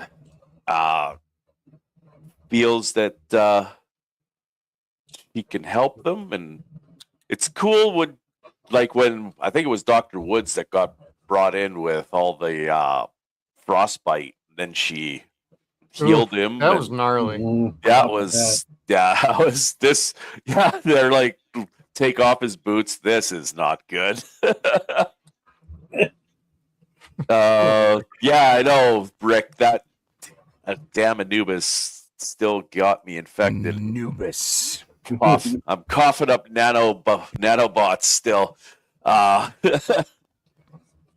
And yeah, we get the Simpsons references. And then at the end, like, they kill her off. She doesn't stick around, and that makes sense too. You can't have somebody that powerful stick around. It would make death almost trivial at that point. If she could just bring people back all the time. It was touching the way she said sorry and then kind of just drifted away. Poor Jonas, he was starting to get attached to her. And then, then we get the dang Tok'ra showing up and wanting to put a snake in Colonel O'Neill's head. Just always with that. They knew how he felt, I mean, I guess Carter kind of talks him into it. He did nod. He didn't give verbal agreement, but he did nod. Altogether, a good episode. I like to call this one the North Face episode. Probably sponsored by North Face. I know. It's just their branding on frickin' everything. That would have been cool if she would have ascended, Rick. I agree. I think that would have been a proper ending, and I think I will take points off for them not ascending her. I agree with that, yeah. I think that should have been done, and they needed to do it. I am disappointed that they didn't. Maybe they just didn't think of it. It's always how we look at it. Hindsight is 20/20 on what you should have done, but I really do believe that they should have ascended her at the very end, and that would have been a better send off for the character. Unless she's got regret, because we find out like this season, like you, especially when we get to Abyss, like you have to release yourself. You have to be willing to open your mind. But she was a really good made long ago. Yeah, but she was a good person. Like she was healing people, and it was a detriment to her well-being to keep healing people. But she can't remember a lot of stuff. What if she forgot how to ascend? I guess. But I would have thought that they would have helped her at that point because I mean, especially Oma. Oma helped tons of people to ascend. So maybe she was busy educating Daniel on his orientation. Yeah. As an ascended being now. But that's just one of my nitpicks. I do have another nitpick that I will be going over once we get to that. But other than that, I like this episode. It's good. Like season 6 just starts off with a bang. There's just good episode after good episode. So cool. And Brian, how about you? You got any favorite parts about this one? I like how many Roman roads they built with this. Like, this is super lore building, right? We get so much foreshadowing in this episode, and we learn so much more about what's going to come in the future. It's crazy how a lot of the stuff that this sets up, they don't even pay off till 2 or 3 seasons from now. You know. One thing though is, I had a question for you guys, you super Stargate nerds. Is the sickness they had, is it like a version perhaps of the Ori virus? It was a version of meningitis. Well, I think it was the Ori virus. I think so too. And I think that's where my nitpick's going to come in, is like if she arrived with the virus from the Ori galaxy, which is what happened with a lot of the ancients, she would have never been able to go to Atlantis. Yeah. But I definitely think that this is the Ori virus. And then, so the Ori virus we see later on must be like a much more intense version, because it required, I think so, a more pure version of it. It required like that one dude to like de-ascend to basically help him solve the problem. God, yeah. Yeah, because this one basically, it targeted the Alterans, which is what the ancients were called. Right. Yeah. This is like the primordial version. They updated for humans. This is the first version, and then they right. So updated again, so many Roman roads, right? Like so much groundwork being laid for future seasons, like future seasons too. Not like a few episodes from now, a few seasons from now. Stuff. Oh yes. Like, I mean, this without this, like, there's lore here that's building up for Atlantis. It's crazy. Yeah, this episode's like probably one of the most important episodes in the 6th season, because I mean, just as far as lore, for that reason, I give it a pretty high rating. Also, the ancient chick is very attractive, which always Oh yeah. I always add points for how attractive an actor is. I've said this a million times. I don't want to see ugly people like me in TV shows. Okay, so like try to make them at least semi-attractive. I don't want to see a ton of really unattractive people.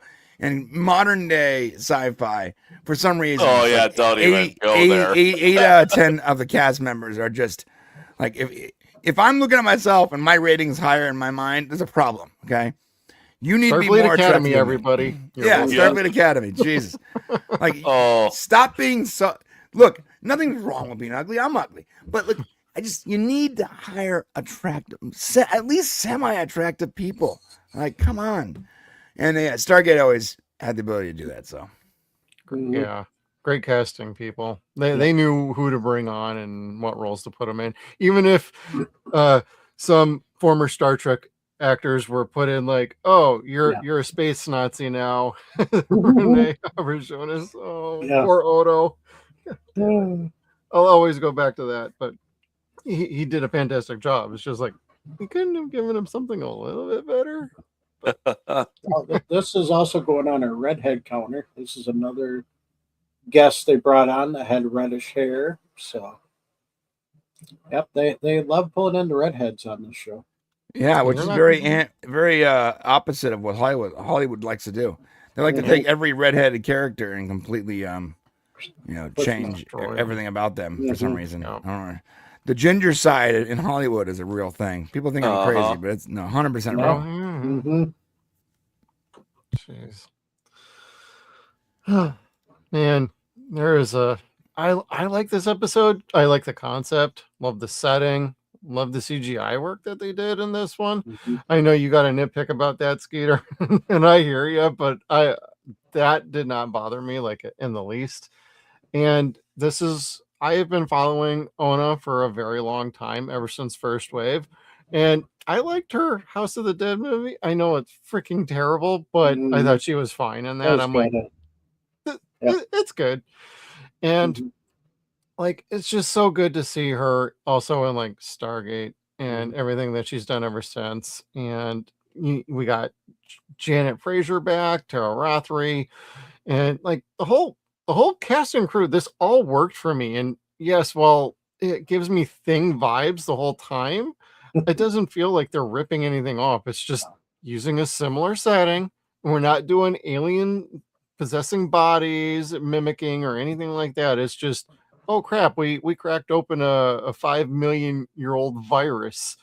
But at the same time, like, I really enjoy like how everybody plays off in this one, and it feels like it's moving super quick, especially the last like 7 minutes, because all of a sudden we're done in Antarctica and then we're back here and we got to deal with what's going on with Jack.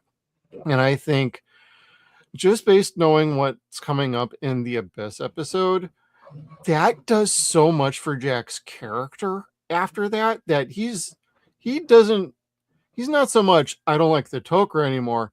He straight up just doesn't trust him, period, anymore, except for like Jacob.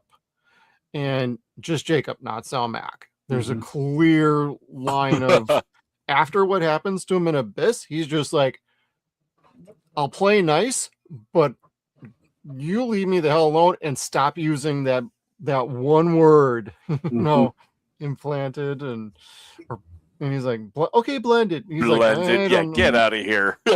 Yeah, like I don't like that either. So it sets up like some good character development for Jack, and it's impressive like what we do, because it feels like he's just sitting around mostly in this episode, but he did a really good job. Just sitting around with a bum leg for a few episodes, he still can act around half of Hollywood today. And without much effort, like total pro. And I felt like we got to see a more serious Jack in this one, aside from, of course, the Simpsons interjection, because basically at the beginning, he's this whole episode, he's just like, sure, what do we got to do? Boom, done. Okay, boom, done. Oh, wait, can you bottom line this for me, please? Like techno babble, like zip it, guys.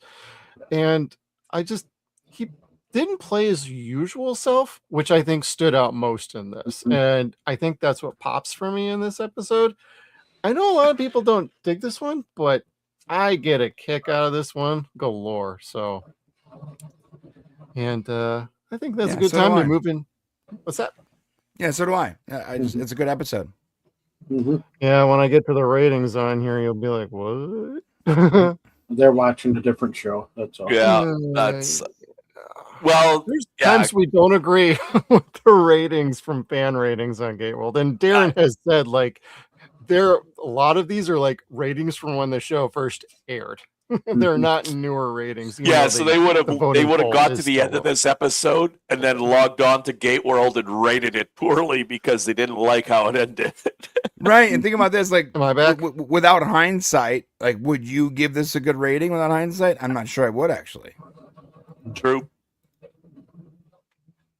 You know, my rating is stems from knowing what happens in the future and how important this Yeah, episode is. that's true. True to a point.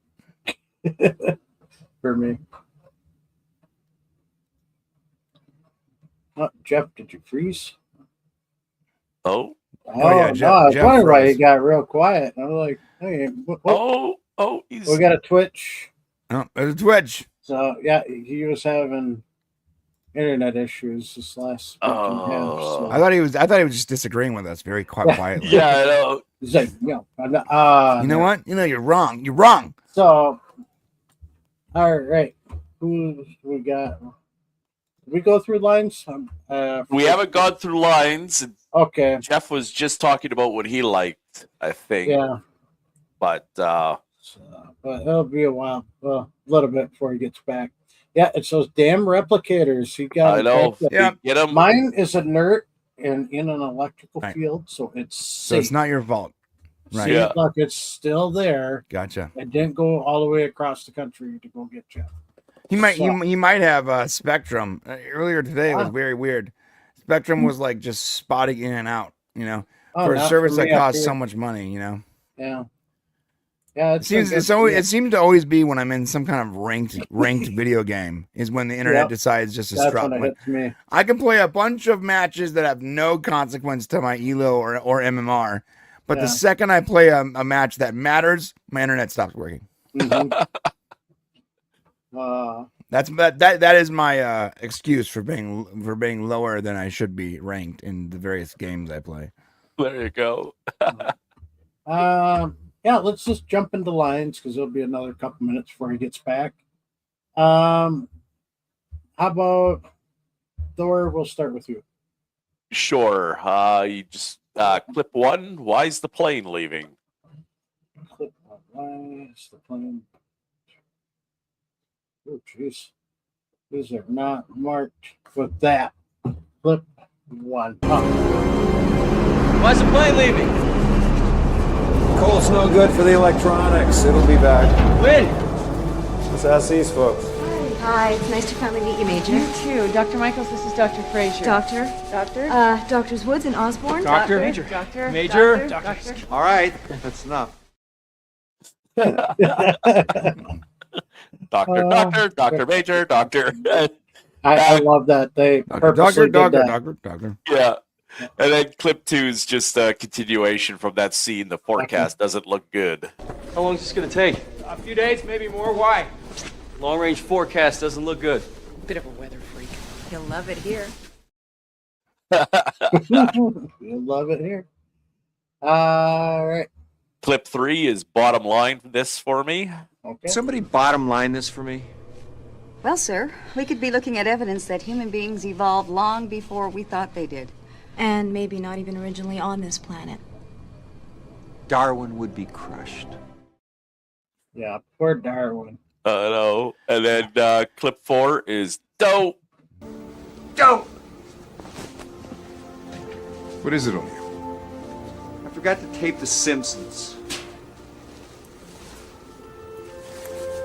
It's important to me.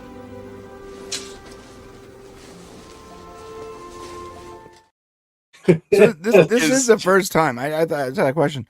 This is the first time they even mention that Earth isn't like the center of the universe, right? So like in the movie, they took humans from Earth to Abydos. And in the majority of the series, we assumed that the Goa'uld took human slaves from Earth Yep. and transported them other worlds, and that's how the galaxy was populated with so many Earth-like humanoids. But this is the first time they go, actually, it didn't evolve on Earth. Ancients came to Earth, you know, and populated it, and eventually we lost our technology, and our society got set up. That's a huge reveal. Yeah, that's They're massive. the first advanced race, and then they disappeared, and then we came from them.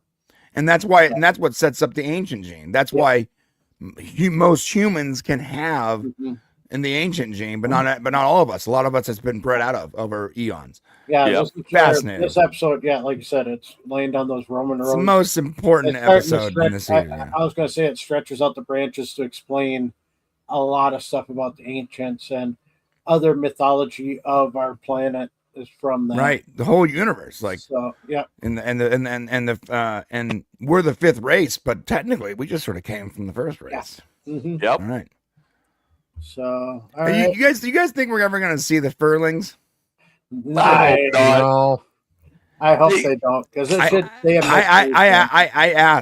I asked if we're going to see the Furlings, and there's a few messages that have been left unread for a reason. So I don't think it's going to happen. I think it's one of those things that if they ever show it, no matter what they do, no matter how good they do it, people will be disappointed to some degree. Yeah, so maybe just never show the Furlings. Never. That's the best thing to do. Like in a lot of TV shows, show too much. Just don't show this at all. Just leave it to people's imaginations. Right. And the closest we ever got is in 200 Paradise Lost with Mayborn. Where you actually see dead Furlings, but that's the extent of that. Well, that was dead. Lots of other. That was like anybody could go there. But it was my head canon says Furlings. there was at least a handful of them that were. No, there was probably some Furlings there. What about the 200th episode with the giant Ewoks? That's a TV show, not canon. I know that's not canon. I remember seeing that. I remember seeing the trailer for that, and so when they had the first teaser, they showed like a clip of the Furlings. People screenshot it. I'm like, this is the worst possible version of this species ever. And I was so happy when I watched the series that it was just someone's fantasy of them. Yeah. Because I thought I remember watching that teaser and being like, whoa, no, this is a misstep. Gigantic Ewoks. What? And then they blow themselves up because they're so incompetent. Right.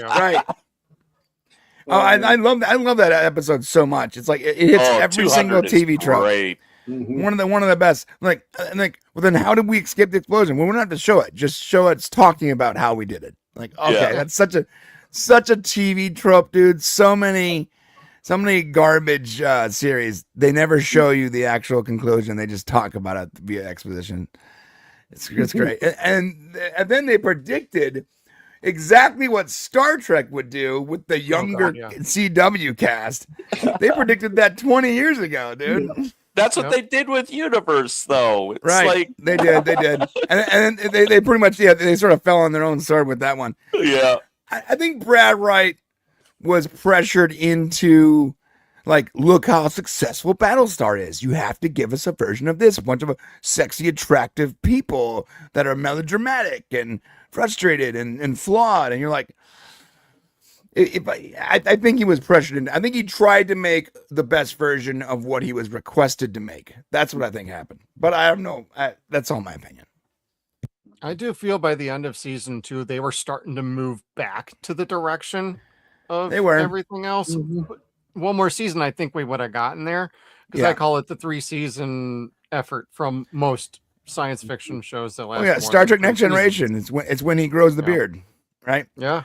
There's sometimes the moment that there's like that season where this is when it's able to take off and be its own thing and not be sort of a cringy sci-fi, pop culture mess. But the thing is, they didn't give enough inkling of that direction, and the viewing just fell flat. Like I saw that maybe Rush was starting to come around as someone who can be a team player. But every time I thought he was doing the honorable thing and like his character was building, it would just be a whole scam. He was just running a scam. Yeah. And and so many times they sort of tricked us into thinking we were going that direction, and then he would go back to being just a scumbag. You're like, all right, well, how can you get behind a character like that? Because the only time he ever does the right thing is when it's in his best interest.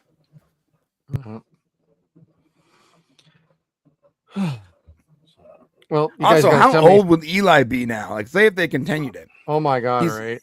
He's the only one not in a pod, so he would effectively be like what 20 years older than everyone else. Yeah. See, you could not do a third season of Destiny.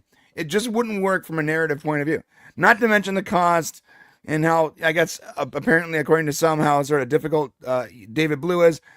You just couldn't do it from a narrative point of view because he'd be way older than everyone else. And in reality, he looks a lot younger than everyone else that went in those pods. Yeah, he lost all that weight, got into shape. He actually presented a script saying, hey, if we ever do a third, this is what happens. I start working out, I eat healthy, I start growing food, I get all into shape. They have a scene where the steam comes out when everyone comes out of their pods. They see this steamy, is leaking in the room. They see a shadow figure, and out of the steam comes me, and I'm all jacked and ripped and jacked. Like, yeah, Competent. he's not jacked Right. yet, but he's trying to get there. Still wearing that shirt. You are here, and it's like super dirty now. Mhm. Just grungy, Ripped torn up, up. torn up. It's ripped, but it's ripped up in a way that shows off his muscles, Mhm. like just enough. All right, Thor. Any other? Or yeah, we do have one more. Oh, one more. Yeah. You're not dead until you're warm and dead. You know, the medics have a saying down here. You're not dead till you're warm and dead. It's because anything below 82 degrees and life signs are often undetectable. Yep. Fact. Warm and dead. I like that one. I love that line.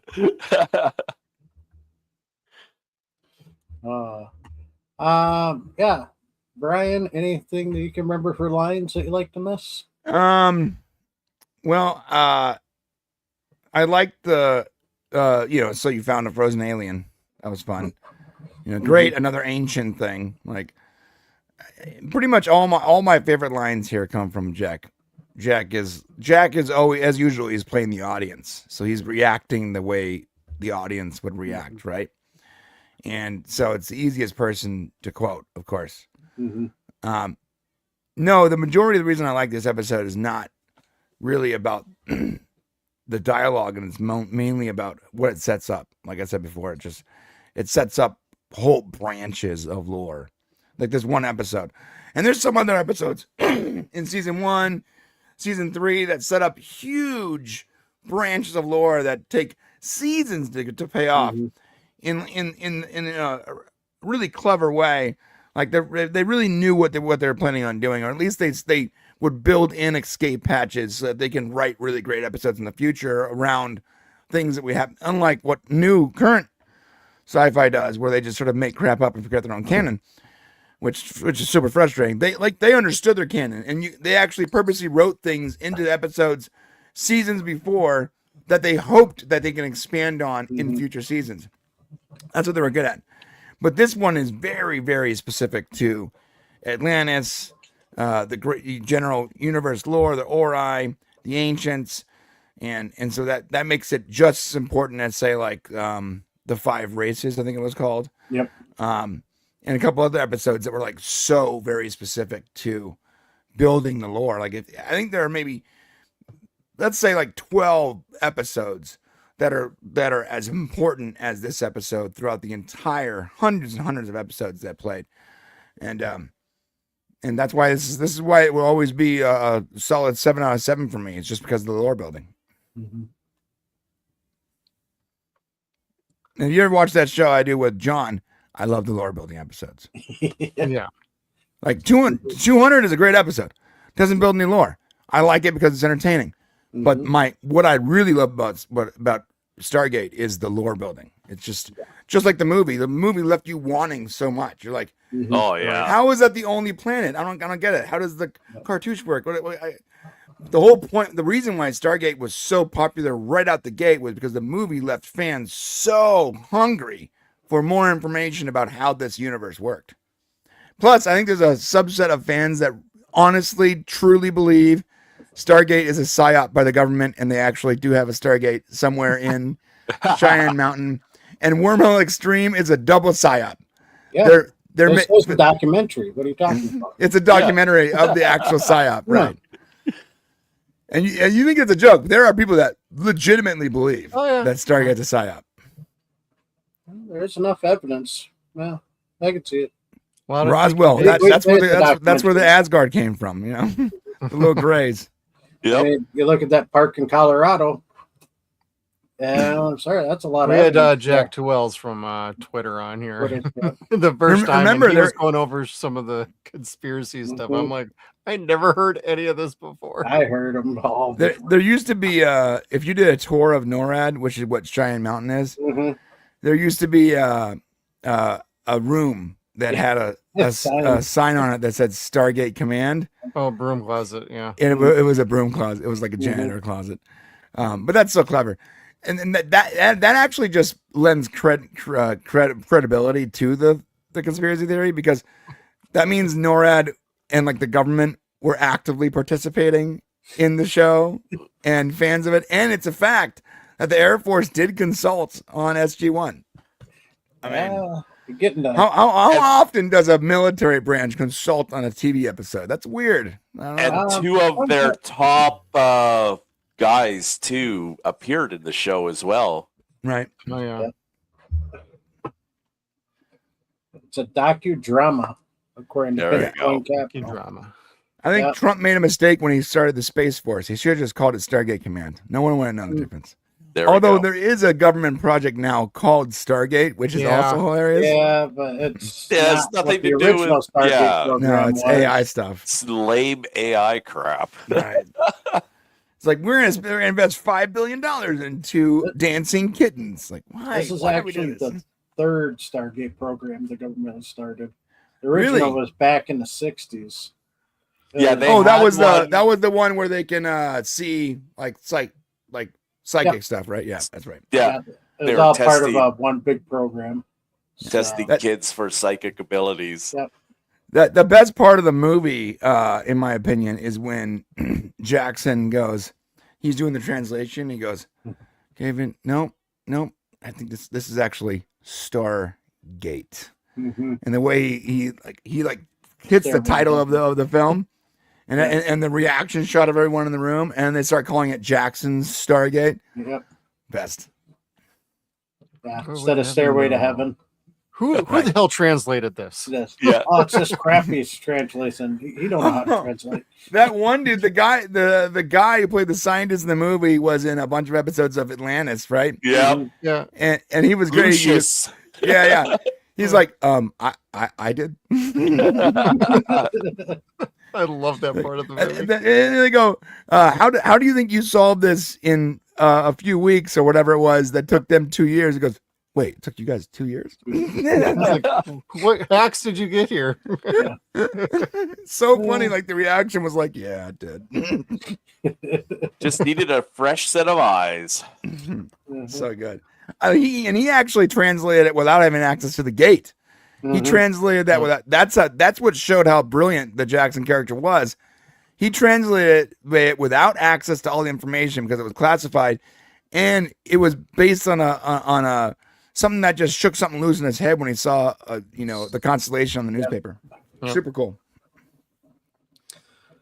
Are we done with lines then, guys? I haven't hit mine yet. So go for it. Isn't going to be many because Thor nailed a lot of them.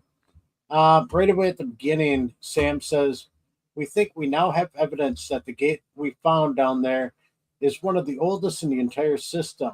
It could be as much as 50 million years old." Dr. Michaels says the Arctic plate wasn't covered by a glacier back then. It wasn't even the South Pole. Sam says the gate didn't necessarily originate there. It could have been moved there from another planet. at any point of time. But that's what we need to try and determine. Dr. Michael says how. Sam's like, there has to be something else down there. Then the other two scientists, well, guess what we found?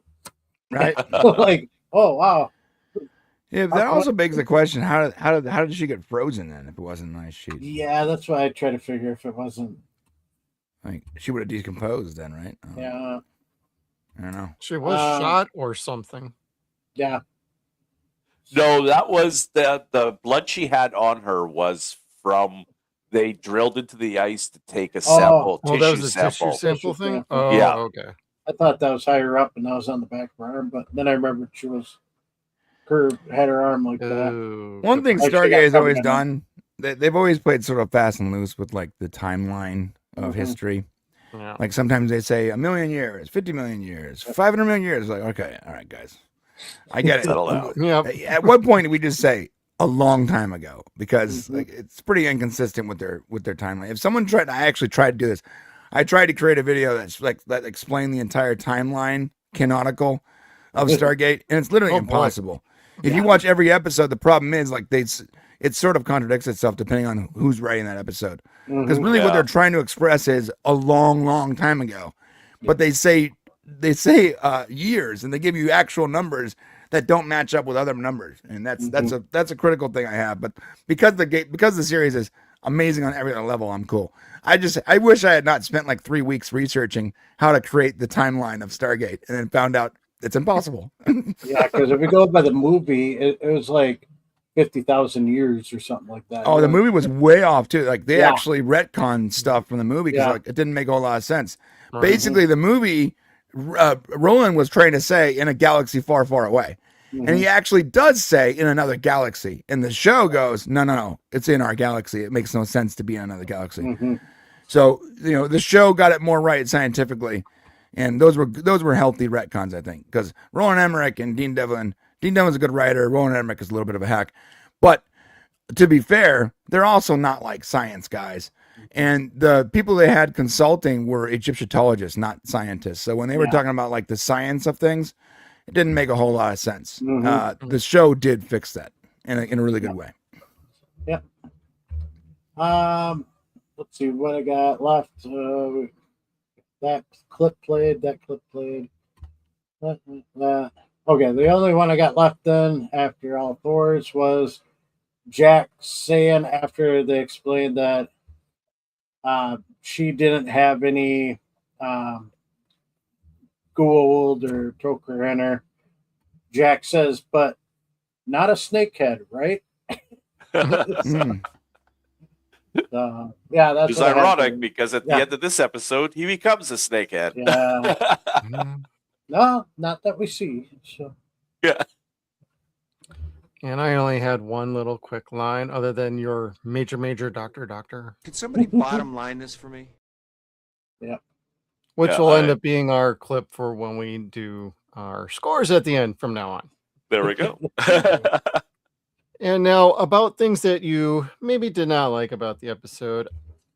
And I think you guys just answered one of my nitpicks. It was about the wound that she got. Like, was she shot? What was going on there? So I don't think I have that nitpick anymore. I thought she had been shot, and when they thought her, suddenly she's coming back to life herself. That's what did it. So I'm like, that and the timeline, but we just kind of went over that a little bit. So yeah, Timelines are timeline weird, doesn't right? make sense, but Yeah. it's still cool. But this is not the first episode. That's not the first episode they've done that. Like, no. Anytime they mention the timeline, it's wonky as hell. Yes, it is. I'm still a little confused on replicators. Like, Oh, Yeah, we discussed that the I'm last so time they showed confused up. on how replicators work. Like, it depends on what episode you watched most recently. Is basically your headcanon for replicators because it's all over the place. The replicators, cool, very Doing cool. Menace last villain. season was like, okay, we got to have this conversation. And then you have to ask yourself, like, what about that like time dilation field they're in? I mean, there's so many questions about the replicators. Very cool, and that's like their Borg. I get it, but it's a little confusing. And remember the girl that creates the replicators, and like I don't know. Okay. Yeah, that's the No. episode that I was talking about when we were just talking. Yeah, that's the last time we talked about replicators. That Mhm. one kind of, yeah, it makes it a little bit. Hey, I preferred the replicators back when you didn't know anything about them. They were Right. just this I would have kept it menace. that way. Yeah, they were just this menace out there. You didn't know where they came from. You Yep. didn't know. They just wanted to consume technology and Mhm. Yeah, they were the Borg. and make more Yeah. of And themselves. think about this, like we don't know, we still do not know where the Borg came from. Like in Star Trek, there are a lot of theories. I Right. personally appreciate the William Shatner theory that V'ger is what was what created a planet out there with Borg, and that's what set it all off. But we Oh. don't actually know how the Borg Like that. started. Mhm. And some people think it might have been Control from the Discovery series, which would be horrible. But Oh. Mhm. somehow we don't know, and I think it's better that we don't know, because no matter what you give us, it's going to be a little disappointing. Yeah. I saw a thing who would win, the Borg or replicators. It's like, the replicators would easily win. Yeah, the replicators would Because destroy they the could Borg. adapt Right. easily. Yeah. So Borgs You would be consume and done. take everything. Yeah. Mhm. Yeah, because the Borg can only infect organics. Like Yeah. replicators infect everything else. Yeah, they just take over.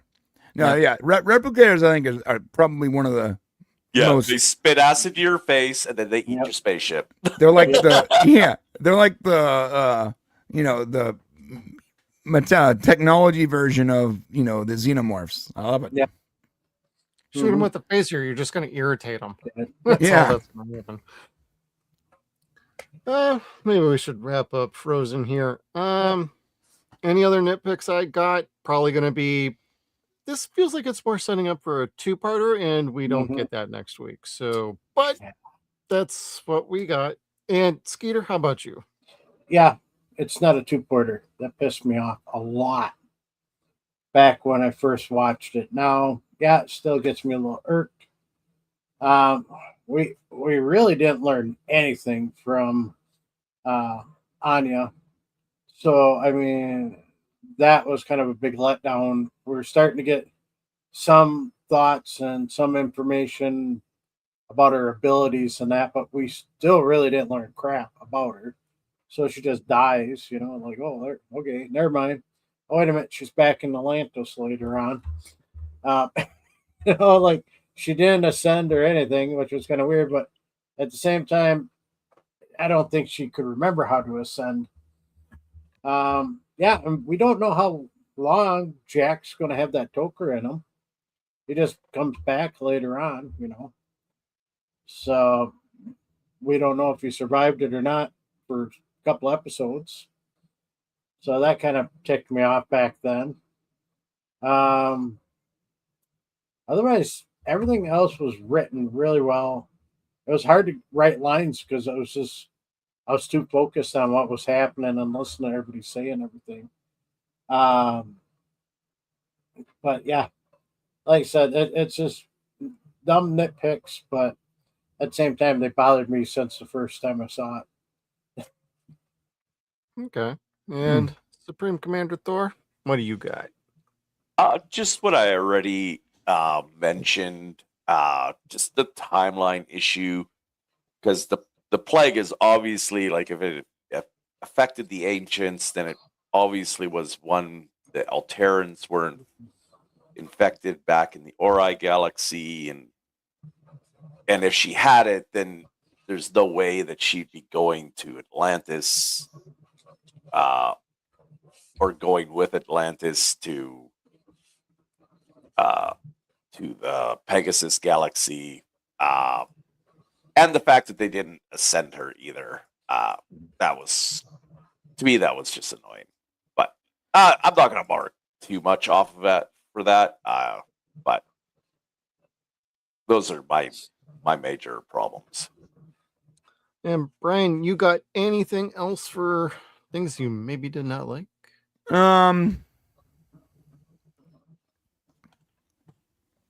No, other than the timeline stuff, Yeah. everything else is it's healthy. I guess I can ask. I don't know why all of SG-1 needed to go there. Probably wasn't necessary, but I just would have sent Carter. Yeah, I would have sent Carter and Frazier. Call it a day. Yeah. You didn't need the whole crew. Like, what is Jonas and Teal'c and Jack gonna do? It's not like it's a dangerous place. There's nothing to fight there. There's no danger. It's here on Earth, right? So I guess they didn't really explain why the whole entire team needed to be there. And I guess that's a nitpick, really. It doesn't really bother me because I'll watch anything with all of them together. I'll watch them just go and watch the vagina monologues with Teal'c. I'm cool with that too. I don't need to know why, but like from a writing point of view, like it would have been nice for a one-liner as to why they went. Maybe just Jonas wanted to see more. Maybe they're curious, Yeah, I don't know. There's got to be a better reason though than they just happened to show up with Carter. All right. And score time, guys. I'll kick us off. I'm gonna go. I'm partial to this one. I'm gonna go 6.5. Almost locked in. Really fun and enjoyable episode. I barely have issues with this one. I like it so much, but I wouldn't call it like flawless. Some of the nitpicks kind of like nag at me a little bit. So that's about where I fall. How about you, Skeeter? Yeah, as much as I complained about what I didn't like, I still really enjoy this episode. I love it. It's very well written, well done. Everyone did their roles perfect. I'd have to say almost the seventh chevron, like 6, and it's about to lock and it stopped. Like it opened, but it didn't lock into place. So, like I said, it's just that little bit that gets me from saying it was a great episode. So, okay. And Supreme Commander Thor. Yeah, this one's a 6 out of 7. Just a solid Stargate episode. Like, I have and it flies by. Like, it's fun. It flies by. It's good. But nitpicks do hold it back a little bit on this one. Okay. How about you, Brian? Yeah, my rating is not quite 100% locked, but damn near close. Mm-hmm. I think Walter would be at the helm, being like, 7 chevron, not locked. Yep. Very close though. That's where I'm at. Yeah. All right, let's see here. Fan rating on Gate World is a 6.66. And Darren gave it 2 stars out of 4. So he went 50-50 on this one. Ooh. Oh, well. I'm like, wow. That's Jeez. kind of rough. I think about the first time he probably watched it. That's what it rated. Yeah, he does update his ratings from time to time when he does rewatches. Like the last time we had him on, he admitted, yeah, after rewatching this for you guys, I think I actually bumped my score up like a half a star or something. It was pretty funny. But yeah, that's gonna wrap it up tonight on the Stargate Files. Before we head on out, Brian, you want to let everybody know where they can find you and anything you got coming up next you'd like to share? Yeah, the main channel is the Popcast Brothers, and the next documentary is the first of a 4-part series, and it's very much I can say only that's Stargate related. Cool. And we're working on it now. I literally have a folder with about 300 gigs of stuff I'm still working through, and I'm gonna be editing that down. Yep, it's a massive folder. It's so big I can't even index the thing, Yeah. And but it's gonna be great. It's gonna be really good. And once this finally gets out, it's gonna kick off a whole series of just really awesome docs this year for our channel. So hope you all check it out. That's really cool. I will be doing so. And Supreme Commander Thor, how about you? Over on Twitter /X, I am going through the Tok'ra Part 1. About 500 images in, and my buddy John is probably finishing up home pretty soon. I would say in the next day or two, he's probably going to be finishing up home and starting on, I think the Storm is next after that one. That's a great episode. Ooh, I like that one. That's a good one. Kolia! Robert Davi. Love him. Yeah. Great villain. Good actor. Mm-hmm. Oh, yeah. And Skeeter. You can get me here on the Stargate file. Sorry, I heard something out of the side. You can find me here Thursday nights on the Stargate Files. You can also find me Saturday nights on Deadwire Live here on the Suns and Shadows Network. Then Facebook, Instagram, and Threads, the Stargate Files. On X, it's Skeeter, the Stargate Files. Right on. I am Jeff from the Suns and Shadows channel. We love our Stargates every Thursday night. And as Skeeter alluded to, we do a live stream on Saturdays called Deadwire Live, horror, science fiction, and pop culture. And every Tuesday is movie night. And we're going into the Tremors movie series. So if you're a fan of Tremors, come on over. Hang out with us. We always have a good, fun, crazy ass time. So thank you everybody for tuning in. Make sure you go check out Brian and the Popcast Brothers. Love to send you on over there. So you all have a good one. We'll see you next time. Yeah. Hey, listen. Stop by anytime. In fact, I'll take you fishing. I'd love to do that. There's this lake in northern Minnesota where the bass grow that big. Well, Don't call us. We'll call you. We better get out of here. No, really? No, really. You will go. Right. You'll go.